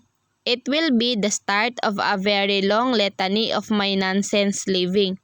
This is what you get for playing with girls, she began, and I can already recite the same things she tells me every single time. She always says I will get my karma for playing too much. I've always ignored her words because I find them really ridiculous. But now, I realize that she's right. She's always right. Damn it. Maybe this is the reason why Dad never argued with her opinions. Because in the end, Mom is always right. I hope you remember how this feels so you wouldn't be able to sleep well at night. She yelled at me before turning towards the door, leaving me all alone in the office. I plopped on my seat, sighing deeply while massaging my temple. Now, I have to deal with a lot of her litanies whenever we met. It's going to be hard for me, but maybe it's better that way. I need someone to remind me what kind of a soul I am. That's the only way for me to keep being miserable. I need to be miserable until I met Gracila again. Only then will I be lifted from this misery. What's your plan now? Miller asked me when he saw me at the bar counter. I am at home. I don't want to go out. Clubs are noisy, and there are annoying girls who always come up to me. I hated them. I looked at my cousin and smirked. I'll bring it down, I replied. He raised his brow before bringing his glass to his lips. "Bring it down? Huh?" He mocked me before downing the whole shot. I rolled my eyes. Did he think I couldn't bring it down? I can. I can do it without blinking. "That's the company of the woman you love," he told me. "You think you can bring it down?" He shook his head while smirking like he's right. I poured some scotch on my glass and drank it up before looking at my cousin with a pointing finger. "I can bring it down. Don't you underestimate me, Miller." He raised his brow. "I'm not underestimating you. I'm just saying that you can't. You can bring down Aris Fuller but never the company." I sighed. Well, he's right. I can't bring the company down because I am going to use that as my bait to get Graciela back. But I'll see to it that his uncle will get imprisoned. I'll make sure he'll feel the coldness of his cell in jail. I clenched my fist tightly while I gritted my teeth. "I'm going to take everything from that man." Miller laughed. "Just tell me if my banks need to do something," he told me. I smirked and nodded. "He'll definitely do something for me soon." "What do you think about it, Porter?" I hate Aris Fuller's voice. Every time I hear him, it's like my whole body is in full retaliation. I feel like my body is already rejecting his voice. I stared at the documents in front of me with gritted teeth. I'm not even reading them. My mind just gets so furious every time I talk to this man. It's as if I am constantly reminded of how I lost the love of my life because of him. And it angers me more than ever, every single time. But do I blame it on him entirely? No, because I know that most of it are my fault. My greed. My greed has caused Graciela to leave me, and I know that. Now, I have to deal with my loss, with her gun, and I have to start with these monsters in front of me. At first, I thought he was just a greedy man, but hearing everything that he has done to kill his own brother, I can't even call him human. How could someone plot something against the brother that helped him reach where he is today? Everybody knows that Paulo Fuller was a kind man. I could never believe that Aris is his brother, if not for their surnames. What a man of spite and evil. I can't even describe him without using brutal words. "I will look into it for now," I told Aris in a lazy drawl. "To be honest, I don't want to talk to him. Ever since Graciela left, he's been trying to push me to his daughter who is studying overseas. He kept saying that she's coming back this year and he hopes we could get along." How stupid.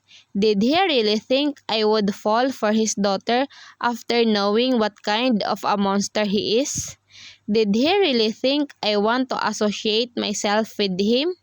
Ashul, don't you think it's better if his daughter gets attached to you? Miller asked me when he came into my office. He eventually heard what Aris was talking about, so he's using it against me right now. I smirked at him. I don't really know what he's doing here again. Maybe he's just bored because the girl he likes doesn't like him back and he needed to mock someone just so he could go on with his life. "Don't I have a point?" he asked as he was trying to solve the Rubik's Cube on the sofa. "What are you doing here?" I asked him, but I gotta admit that he has a point. Getting close to Ari's daughter would mean I could crush his family and it will be an even sweeter victory for me. especially now that my plan is already in motion. Once I bought most of the stocks here, I'm going to look for Graciela and give her all my stocks for free. I just hope she'd take it and take me. That's evil, I told Miller. Miller's always direct to the point. He's as playful as Chadrick but not as naive as that man. Chadrick's a kid who thinks he can play with women's hearts easily. Miller's a little more mature. He just shrugged. I don't think that's more evil than hiring someone to kill your own brother, right? He asked. I pursed my lips and thought about it for a moment. He's right though. Why is he always right today? I looked at him and saw him focus on the cube in his hands. What are you up to? I asked. He shrugged. I'm bored in the office. Sage is busy flirting with his secretary. Chadrick's, I don't know. He sighed. So I thought it would wise if I come here and push you to do something evil for revenge. I glared at him before rolling my eyes. But what was that? Sage is what? I asked him because I thought I heard wrong. I think this is our favorite pastime. We talk about our cousins' lives. It's our entertainment, especially when someone does something stupid. We'll mock and tease him until he's already so pissed to the point that he's already throwing the empty gym beam bottle to us. It also happens when they try to tease me. Don't you know that she's in the Philippines? Miller asked without tearing his eyes off the cube. I looked at him. My whole system froze. What? I asked. He sighed and then brought the cube down on the table before looking at me with narrowed and confused eyes. Don't tell me you don't know. My lips parted before clenching my fist on top of the table. Miller shook his head, seemingly disappointed that he acted faster than I did. You're really fast when it comes to investigating other things though, he smirked. Damn, I hated it so much when he outwits me. He stood up and started taking interest in the painting near the TV. Are you not going to go after her? He asked while seemingly trying to discern what the abstract painting means. I looked away. She'll never talk to me, I replied. To be honest, I feel like a coward. I can't even run after her. And even though I want to, I am always so afraid to look into her eyes and see that she doesn't see me as the porter she loved, because I am aware that I have given her the heartbreak of her life after losing her parents. I am aware of how I hurt her. I wouldn't even be surprised if she couldn't bring herself to forgive me. But I hope she does, because I don't think I can ever love someone as much as I love her. I don't think I can make myself vulnerable to someone else other than Graciela. She's it for me. She will always be it for me. I need to do something about that son of a uncle of hers, I said with gritted teeth. And there, I saw to it that I will see the end of Aris Fuller. How is it going? I asked Andrea Growell, the lawyer I hired for the case of Aris Fuller. She sighed. We need more evidence, she said. Are you sure the hired gunmen are nowhere to be found? I can already hear from her voice that is an almost impossible mission. I've got to commend Aris because his men were clean. They don't really leave a trace behind. Well, almost, because the driver of the van was caught and is now still in custody. I think Elliot saw to it that the accomplice doesn't have the freedom that he wants. He kept him locked in the cold cell. Well, if I were he, I would do the same, or even worse. I've talked to Hus, the lead investigator. He said it would be hard to get other leads now since the suspects don't really know each other, she began. This is a perfectly orchestrated plan. We're just lucky we got the driver before he got on the plane. I clenched my fist under the table. There has to be a way. There has to be something I could for Graciela and this case. I have already done my part for the company. There have been a lot of motions to change the name of the airline, but I always found a way to deny it. Grayson Airlines will be Grayson Airlines until Graciela wants it. It was named after her. I can't let Aris Fuller change it. What is our plan now, then? I asked, already frustrated that this is not going the way I want it to be.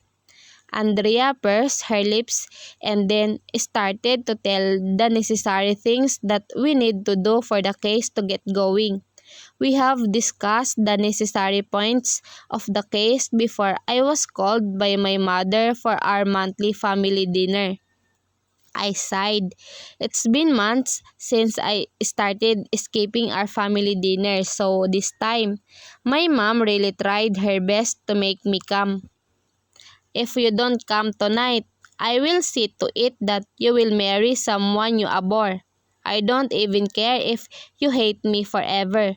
I will make your life miserable by letting you marry someone you loathe while I remind you every bad things you did that pushed Graciela away. She uttered in a fast tone that it was almost so hard for me to follow with her words. I sighed and had no choice but to go, even when I know that she will only blame me again. She's been constantly pushing me to go after Graciela. If you don't go after her sooner, she will find someone better than you. Those are her first words when I first set foot inside the house. Dad tried to hide the smile forming on his lips after hearing Mom talk. I rolled my eyes. This is what happens to me at home. Dad always chooses Mom's side while Mom is always against me. She's always on her litany to make my life miserable. Sometimes, I think she is my conscience. She always reminds me of the things and decisions I've done wrong. She never fails to make me guilty all the time. She's that person. Sometimes, it's a blessing to have her. But at times, I also think that it's a curse that will always follow me. What are your plans now, son? Dad asked. Good thing, he interjected. I shrugged. I have been busy with the company, and I am going to put up my own airline company, I replied. Dad nodded. Well, that means you'll leave Grayson? I shook my head. I won't. Mom raised her brow. What are you going to do with it then? The criminal is still there. You're so slow, Porter. Ever heard of time is gold? Dad snarled at Mom's sarcastic remark. I rolled my eyes. They just couldn't leave me alone. Dad smiled at me. Isn't this better than your Aunt Sylvia? He asked me. I sighed. I know what he means by that. And to be honest, if I were Sage, I would elope with my secretary if I had a mother like that. Mom then started ranting about her sister-in-law's action towards the girl that Sage loves. She's frustrated that Aunt Sylvia's overreacting. Doesn't she see that she looks so pathetic while she sides with her best friend that I don't even like? Mom asked. I looked at Dad and he just shook his head. He's probably wondering why he brought it up when he knew that Mom would get pressed about it. Sage and his secretary, that poor girl. I hope they end up together, Mom said, and we have no choice but to listen. We always have to listen. Imagine how annoyed your cousin is right now because I heard that the woman is actually the real daughter of the man Josephine married. What a small world. I don't know where mom is getting all her gossips, but I am actually impressed. I have never thought she was good at gathering information. Seems like she's bored nowadays. Mom sighed hard. Ah, I wish Sylvia would be a little more understanding, she said. I think it's best for us to let our children love whoever they want as long as the girl is a good person. Dad nodded in agreement. You can't dictate who your children will love, Hera. Mom nodded. I know, Dim. That's why I'm letting Porter choose freely. Apparently, he's an to let the woman he loves go. I could only sigh. The topic is back to me again. When are we going to talk about normal things in this dinner? I badly want to talk about business, but mom is so persistent in making me think I am wrong in every aspect of my relationship with Graciela. And perhaps she's right. Mom is always right. I can't believe Aris Fuller didn't get jailed, one of the secretaries in the airline murmured. I looked at her and saw her gossiping with her friend. She saw me and immediately looked horrified because she knew I heard what he just said. Everyone here knows that I am pro-Aris. Well, I fooled them all with that and I'm actually happy that people think that way. I can execute my plans better. As they said, keep your friends close and your enemies closer. It's all I am doing. I'm getting all their trust before returning him to the police. I walked towards the conference for another boring meeting. In all honesty, as much as I could, I don't want to be in a room with Aris and his board. I can only feel disgusted when I see their faces. Oh, Porter. Aris' face brightened when he saw me. Come here and I'm going to let you meet my daughter. I raised my brow before looking at the woman who was sitting on my chair. Her hair is down with blonde highlights. She has heavy makeup on and wearing a black skimpy dress. She is smiling widely at me while I am pretty sure I looked confused while I stared at her. She stood up and held out her hand to me. Good morning, Porter. I am Artemis Fuller, she told me. She even called me Porter like she's already known about me for so long. I pursed my lips in a thin line before nodding, totally ignoring her extended hand. Good morning. That's my seat, I told her. I saw her jaw drop upon hearing what I said to her. She seemed to be taken aback of my rude remark, but I don't want to dwell on that. Her impression on me is already not good because of what her dad has done. I just can't take it off my mind that there is a chance that she knew what her dad is going. She's Gracila's cousin. Did she even ask for her when she disappeared? Were they close? Gracila never told me a word about Artemis. It was Elliot that she's close to. I sat on the center while Artemis sat on the seat beside his father's. Aris seemed stoic as well while the presenter started to walk to the podium. I sighed hard as I listened to the report. This is a meeting about the suggestion of the name change. The presenter is pro-change. I think most of the people in the room. There have been a lot of new names coined after a few research. I don't think it is strategic to change the name of the company. I interjected and everyone looked at me with serious eyes. People already know this airline as Grayson Air, one of the best and biggest airlines in the US. A change in the name would only confuse the customers. Aris nodded, but I can see how he's in disagreement. Still unassuming. I think you have a point, he told me. Stupid. I know I have a point. But Grayson Airlines needs a new face now that it is under a new administration.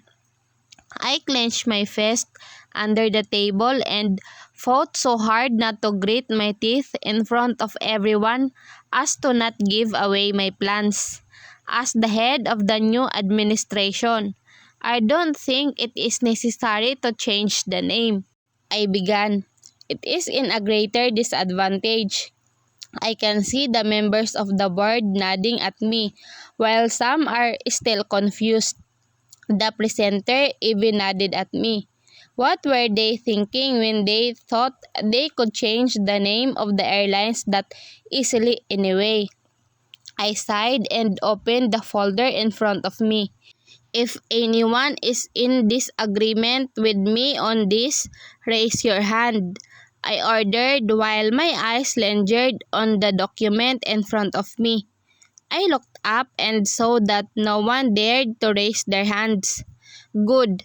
I am in no mood today, so I might just fire a board member who will go against me right now. No one? I asked again. I waited for a few seconds before nodding. All right. Adjourned, I declared before immediately standing up.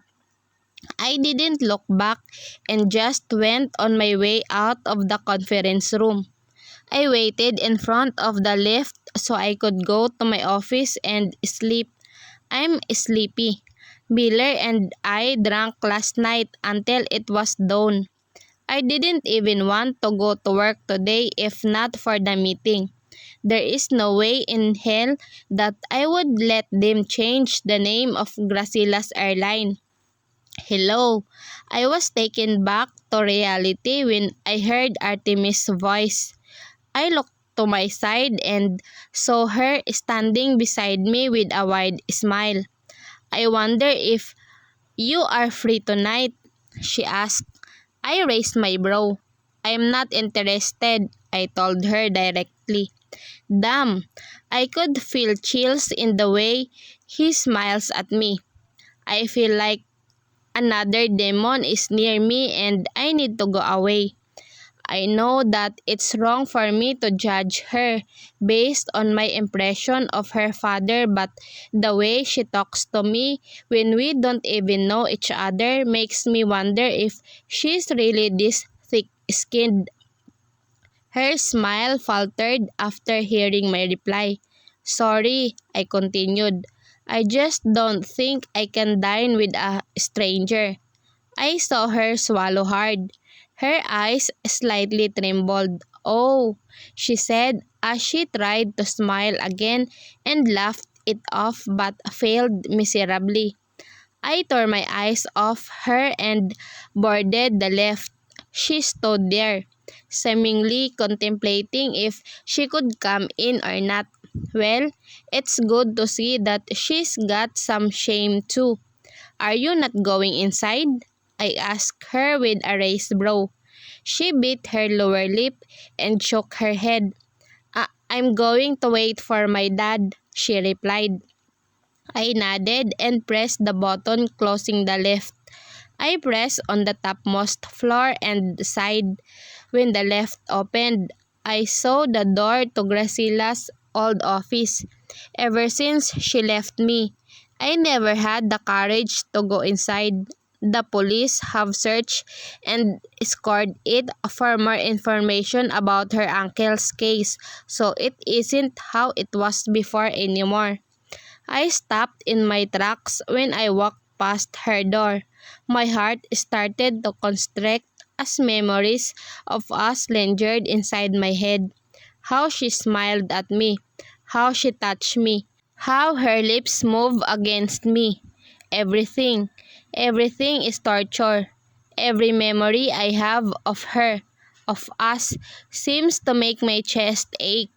I shut my eyes tight before inhaling a sharp breath.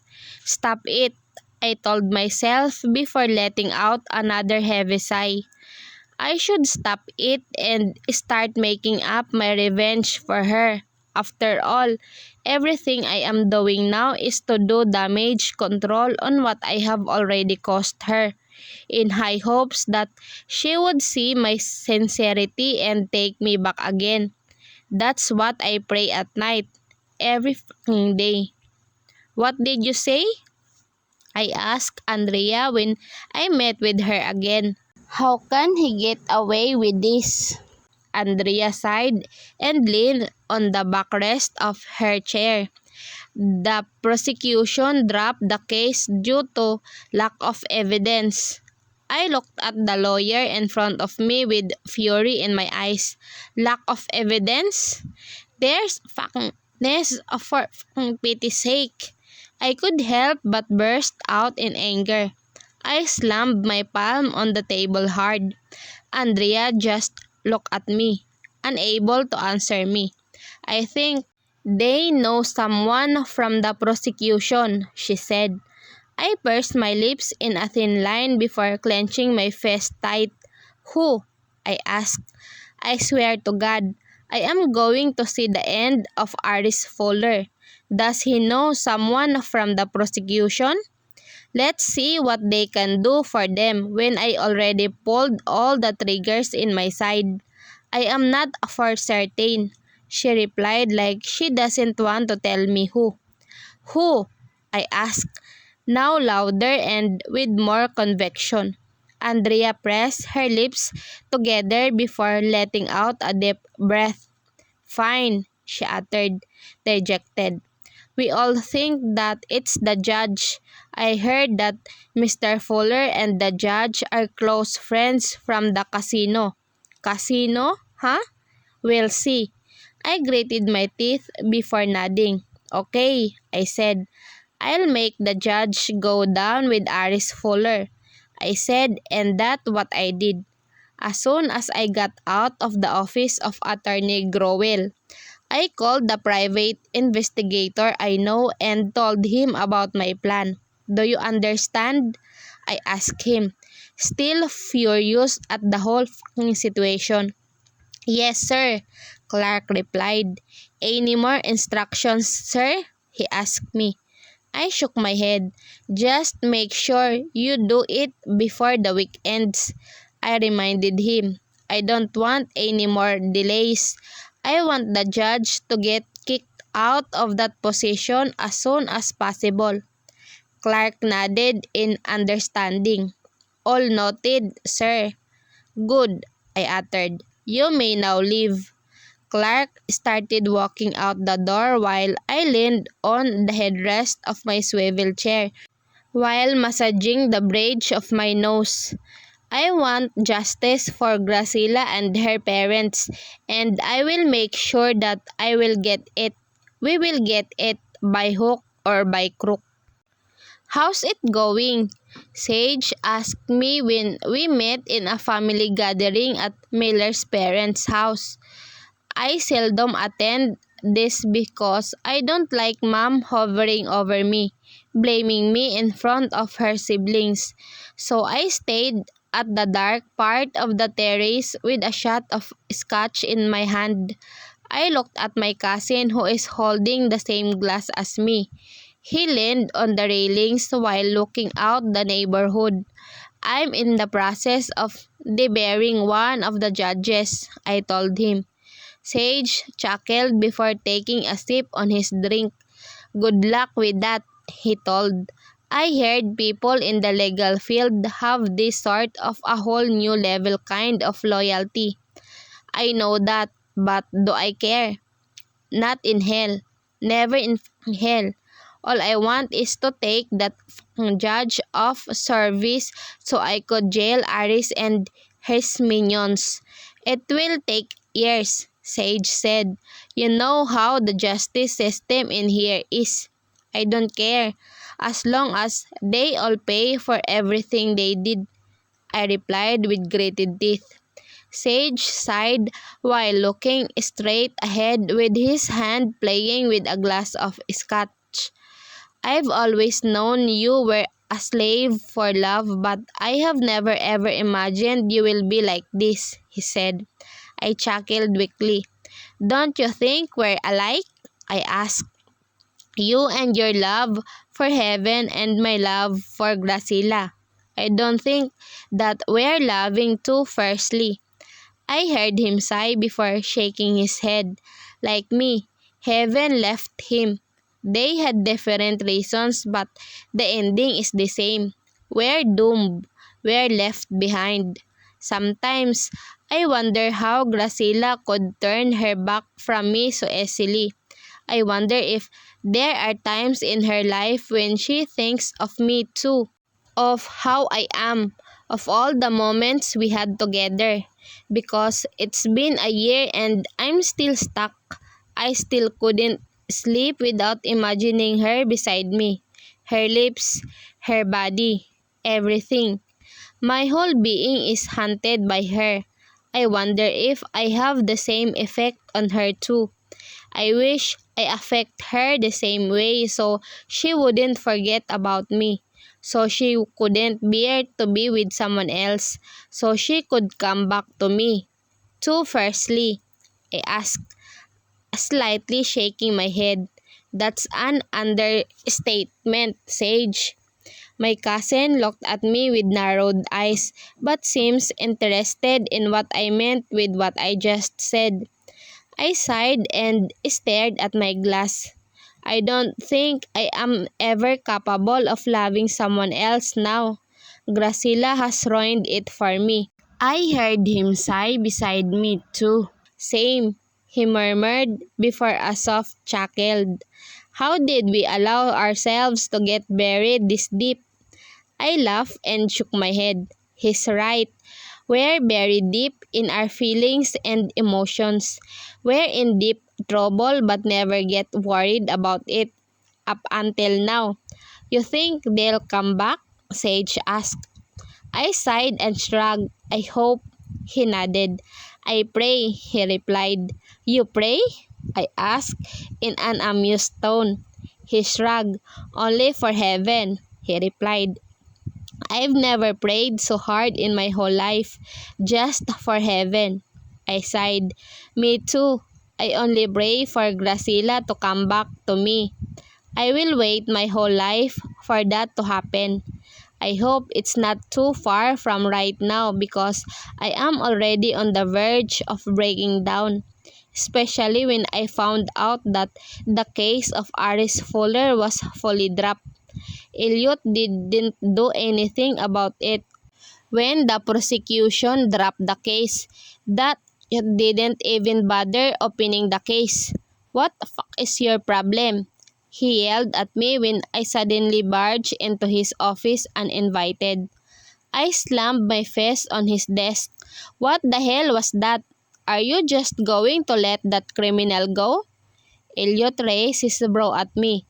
His jaw is ticking and I can see that he is extremely furious about what I just told him. "What? Those are Gracila's parents. Are you not going to do anything about their deaths?"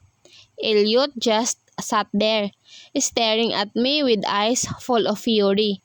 His fists are clenched tightly while he watched me lose them right in front of him.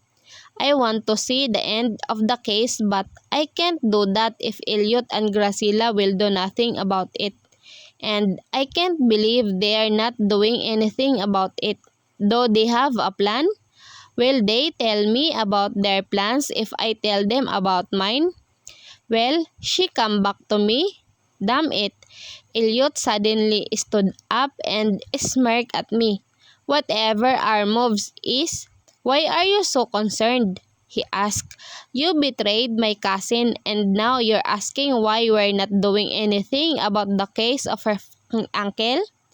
Anger and suspicion cannot escape the tone of his voice. I was taken aback, still hurt at how he accused me of betraying Gracila. I'm guilty, I know, but I hate thinking that I'm the one who caused Gracila the most pain. My voice shivered at the glare Elliot is giving me. Would he tell Graciela about me barging in here? "You what?" he asked in an impatient tone. I gulped hard. The thought of Graciela knowing what I just did made me lose my sanity for a moment. "I think you should continue." I was cut off by the boisterous laugh from Elliot. I stared at him as he laughed his heart out right in front of me like I said something wrong. "You think we should continue?" he asked, still laughing. "Continue with the case?" I narrowed my eyes at him. "If we do, can we include you in the list of the suspects? Can we include you?" I pursed my lips in a thin line. Is that what Graciela wants?" he interjected. He caught his head to the side. "Do you want to know what my cousin wants?" My eyes widened and my whole system felt like on a freeze. I wanted to say something but nothing is coming out of my mouth. "Graciela wants you out of her life. That's all," he said. "So don't waste your time trying to correct everything you did wrong because none of that actually matters to her."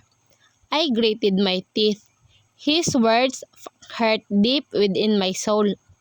"She just wants you gone, Mr. Dunn. So, be gone," Elliot told me as I could feel my whole world crumble down. "She doesn't want me back." That's the only thing in my head as I gulped down the whole bottle of whiskey in a bar. I am pretty sure I am super wasted but I didn't care about anything at all. Miller is here and he's trying to stop me from drinking over my limit but he couldn't do anything. Nothing can make me stop drinking. Not after what I heard from Elliot. What was that? Graciela doesn't want me back? Okay, she's just mad. Maybe she's just mad. I hope she's just mad. I prayed she's still furious at me for what I have done. Time will heal her. After some time, she'll realize that she still loves me. After some time, she'll realize that her love is more than her anger. And by that time, I will be ready. I will be ready for our lifetime. I will be ready for my whole life with her. "Stop it," Miller told me in a scolding manner. I can see him dialing another number on his phone in a blur. "I'm dizzy. Maybe I have reached my limit tonight, but still not enough. This much is still not enough for me to not think of Graciela. I need to be stupid drunk. I need to be knocked out so I could sleep tight. Sage, call Chad. I need both of you here. Porter's a wreck," I heard Miller say. Ha! He must be on the phone with another cousin of mine. But why? Why would they come to me now? I don't need to be consoled. There's nothing that could console me right now, so I need to drink. I need to drink a lot and black out. I want to sleep and escape this cruel reality.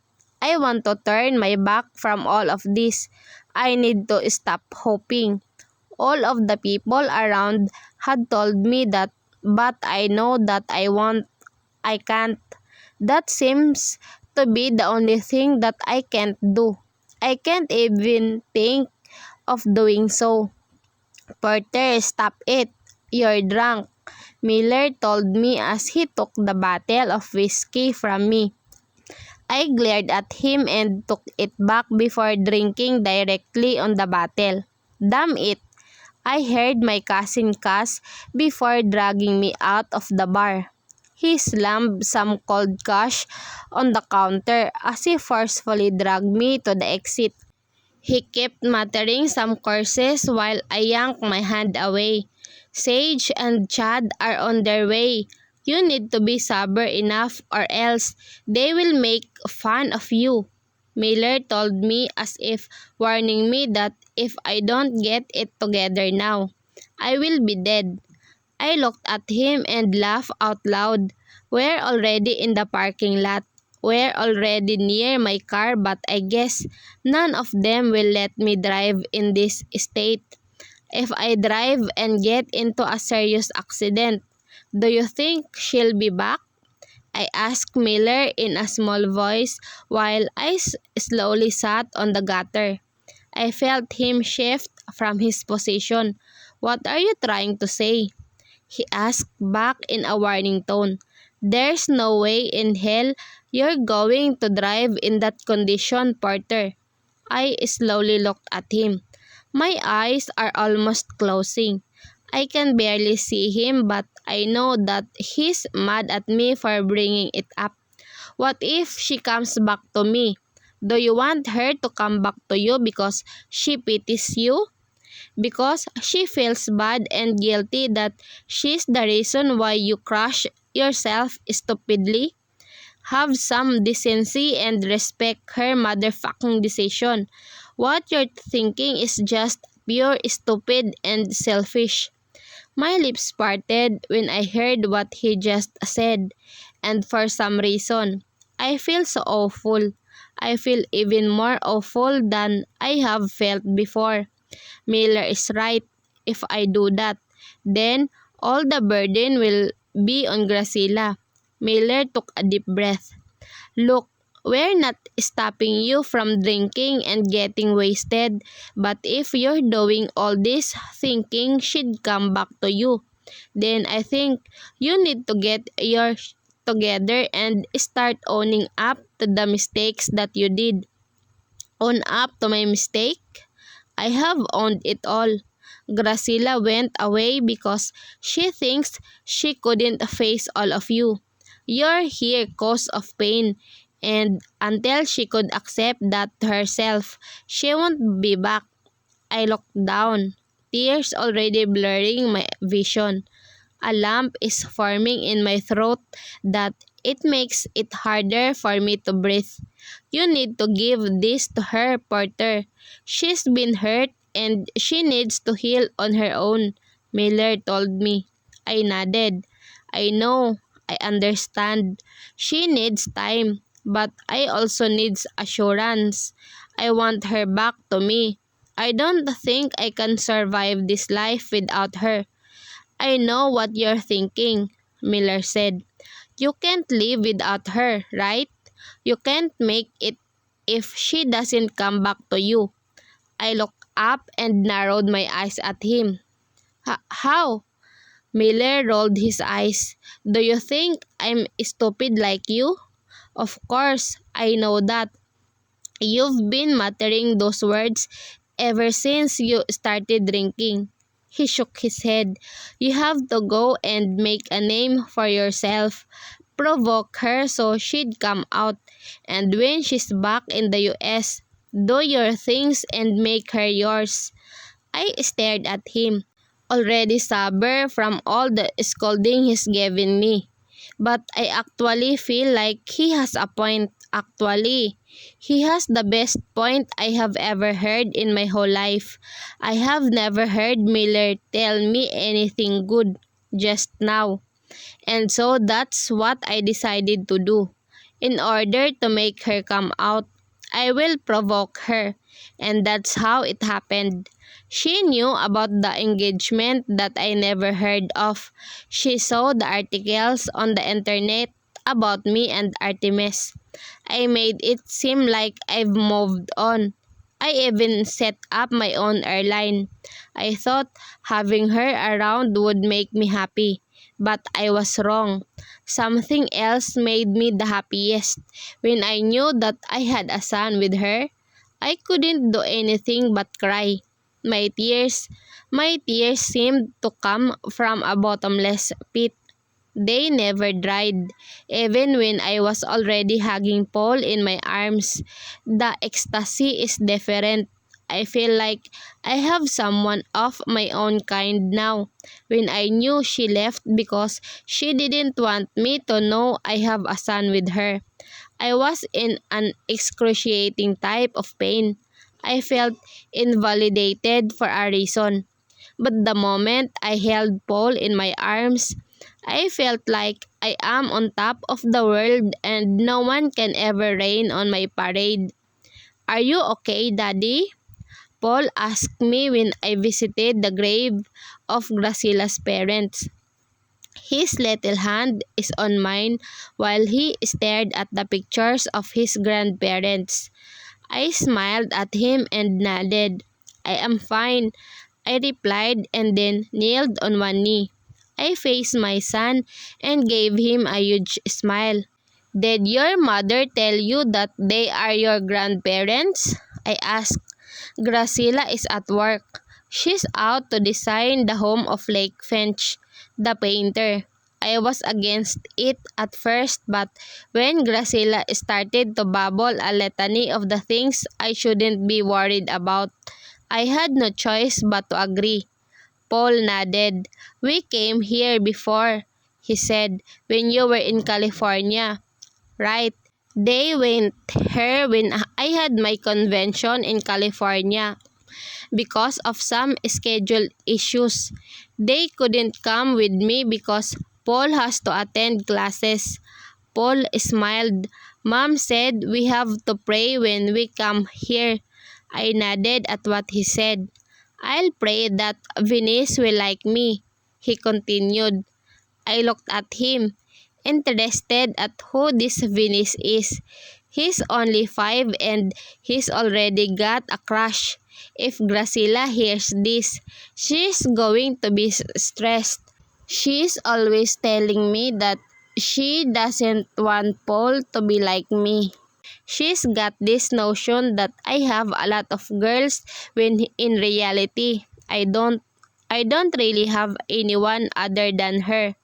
I have never been interested in women as much as I was drawn to her. Gracila ruined everyone for me. "Who's Venice?" I asked as I squatted on the grass and placed my son on my lap. Paul leaned on my chest as his small hands held mine. "She's my classmate," he replied. "She's really beautiful." "Do you like her?" I asked him. Paul nodded shyly. "Yes, but I know Mom will scold me if she knew," he replied in a sad tone. He's almost pouting and I find it so cute. "Then, it's going to be our little secret," I said. Paul turned to me and I winked at him. "Really?" he asked with his round eyes. I smiled and nodded. "Of course, we won't tell your mom about it. It will be our secret," I assured him. Paul smiled widely before throwing his arms around me. "She will hate me if she knew," he told me. I chuckled and ruffled his hair. "That's not gonna happen, buddy. Your mother loves you," he pouted. "But she scolded me for putting ketchup on water," he said, sounding like he's telling his mom on me. I watched him enumerate all the times that Gracila scolded him for his silly acts, and it only makes me smile. I have never really dreamed of having a family. I never thought about it that much, but it all changed when I met Paul. Everything seemed calmer when I am with him. It's as if he's my refuge from all the toxicity in this cruel world. His innocence is my breath of fresh air from all the hypocrites I am seeing at work. Paul looked at me and smiled. "Can I have a sister?" he asked me. I blinked at his question. I have been sending signals to Gracila about me wanting another baby, but she's work-oriented. She's still having fun at work, so I don't want to be the reason for her to stop enjoying work. But maybe now that Paul has asked for it, maybe I can find a good alibi. "What if it's not a sister?" I asked him. Paul frowned. "But I want a sister," he mumbled cutely. I bit my lip to prevent a smile from coming across my face. So you won't love it if we're giving you a brother? Paul looked away. I'd love him, of course, but he's still hesitant and it's so cute I want to keep teasing him. Why do you want a sister? Paul sighed. Because I want to protect her, he replied. If I have a little sister, I will protect her at all cost. He looked at me. But if I have a brother, I will do the same. I smiled and nodded. I'll make sure to tell your mom about it. His eyes widened and I can see a huge smile on his lips. Really? I nodded and pinched his cheek lightly. Yes, buddy. If you want a sibling, we'll try our best to give you one. He giggled and kissed my cheek. He looked so happy that he's getting what he wants. Maybe that's his prayer to his grandparents, to have a sibling. I really want to give him a sibling. I grew up as an only child, so it's so hard when all the attention of your parents is on you. Sometimes, it's a burden, especially when your mother is my mother. She always sees what I do wrong. I'm always thinking that it's best if I share the scolding with someone too. Daddy, Paul called me and I turned to him. How do you make a baby? I froze on my spot. Now, how do I answer that without freaking Graciela out? I chuckled weakly and hastily tried to find wholesome answers. Damn. Graciela and I entered the court. Today is the judgment day of Aris and his minions. They have been held under custody since their arrest from the office. I can remember that day vividly. Everyone was shocked that it finally happened. Nobody expected Graciela to come and end the 5-year reign of Aris on the airline company in less than an hour. Porter, what's happening? Artemis cried as she saw her father getting dragged by the police. Aris was yelling and yanking his hands off, but he was already cuffed. He tried to ask for help, but there was no help given. Hell, even if Artemis bolted in between him and the police, nothing happened. He deserves that.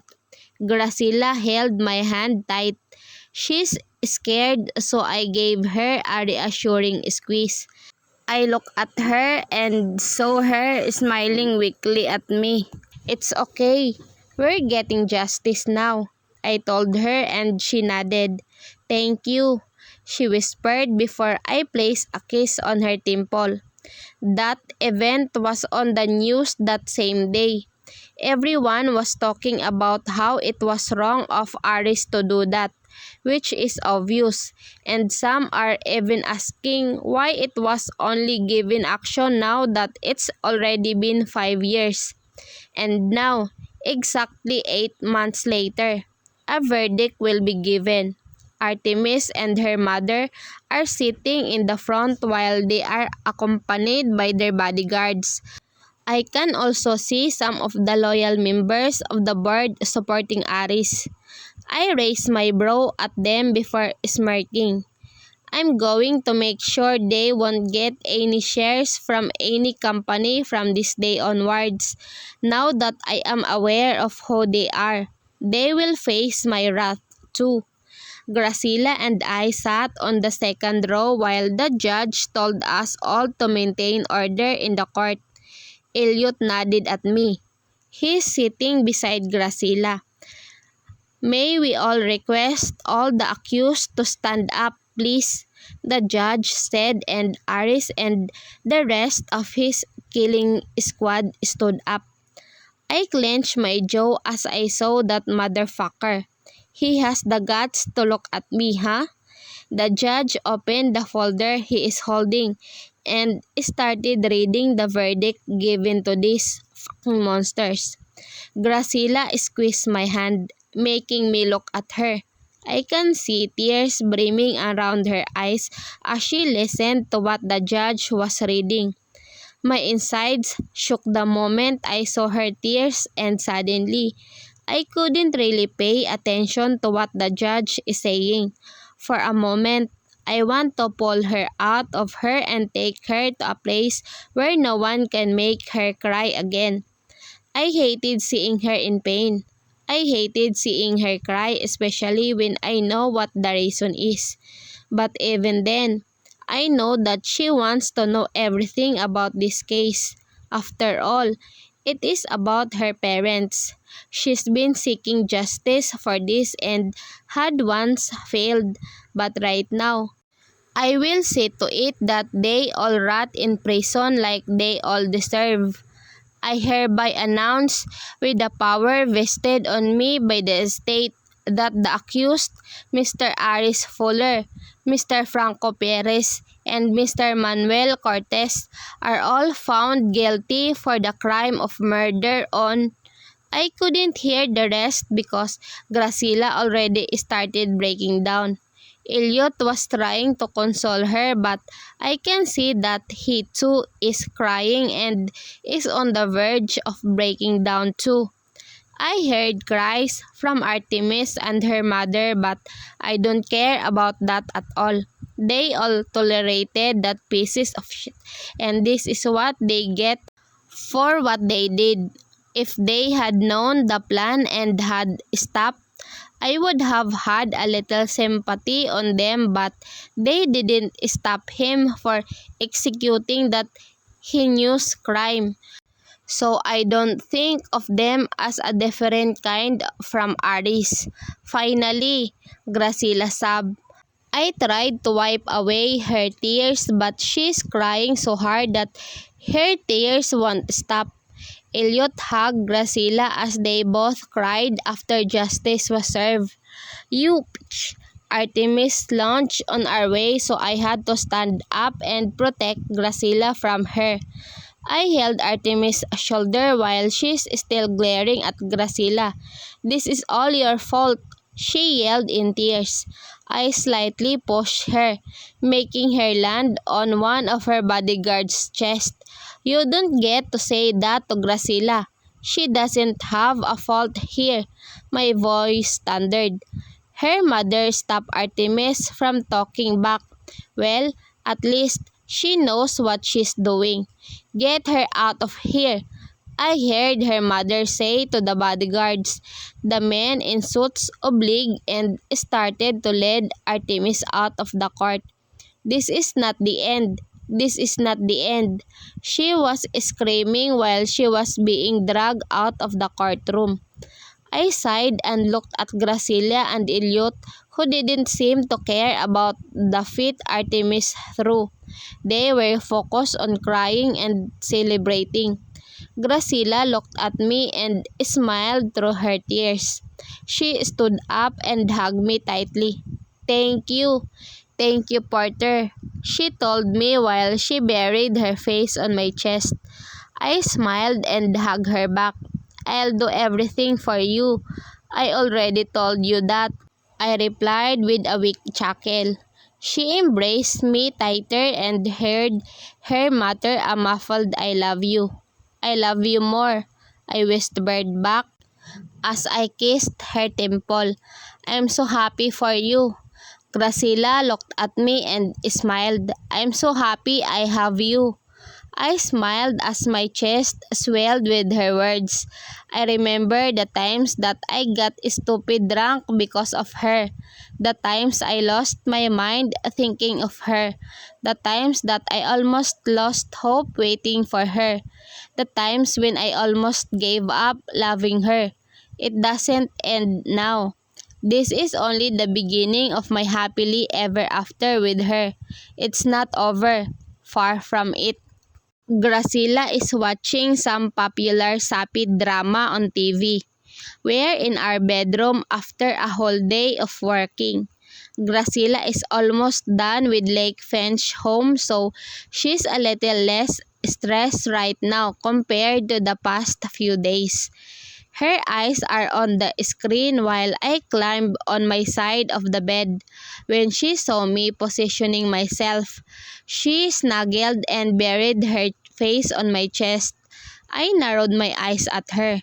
She's not usually like this. Why is she doing this? Is there a problem? I asked her. She shook her head and hugged me even tighter. I just missed you the whole day, she replied as she kissed my chest. I bit my lip to hide a smile coming out. I missed you too, I replied as I kissed her hair. I heard her moan, and now I know exactly why she's like this. You know, Paul asked me to give him a sister, she said. I raised my brow. Really? I asked because our son told me that too. Graciela nodded. What did you tell him? She grinned. I told him we cannot know for certain if he's going to have a sister. Well, he flipped after that. I laughed. He must really want a sister, huh? Graciela sighed. You know, Paul is possessive. I can only think of how he would be so possessive of his sister if he gets one, she said. I sighed too, and pulled Graciela close to me. But it would be fun to watch, I told her, trying to see the silver lining in that scenario. She chuckled and nodded. You know, when I was young, I also dreamed of having a sibling. I wanted a brother and I've told my parents about that. But then, they were too busy with work so I never had the chance to have a brother. I listened to what she's saying. It would be nice to have a brother who will protect me all the time. She sighed dreamily. But I guess it's okay this way. I have Elliot anyway. I smiled. Did you and Elliot always get along well? Graciela shook her head. He's annoying. Extremely annoying to the point that I almost pushed him out of the yacht while we're in the middle of the Pacific. I chuckled. Well, it would have been funny to see him in the Pacific waters. Graciela laughed as well. But Elliot is one of the people I am most thankful for, she said. I wouldn't have survived life after the death of my parents if he's not with me. I know that, and for that, I am also grateful for Elliot. He may be a dick sometimes, but he's still one of the people who were there for Graciela through her hardest times. He's still family. I sighed hard, making Graciela look at me. I grinned at her playfully. What are you thinking? She asked with a narrowed eyes because I know that she already knows what I am thinking. I leaned down to her and kissed her on the lips. Why don't we give Paul a sibling so he wouldn't be alone? I whispered in a raspy voice. Graciela giggled sexily before kissing me hard on the lips. Damn, I love this girl so much.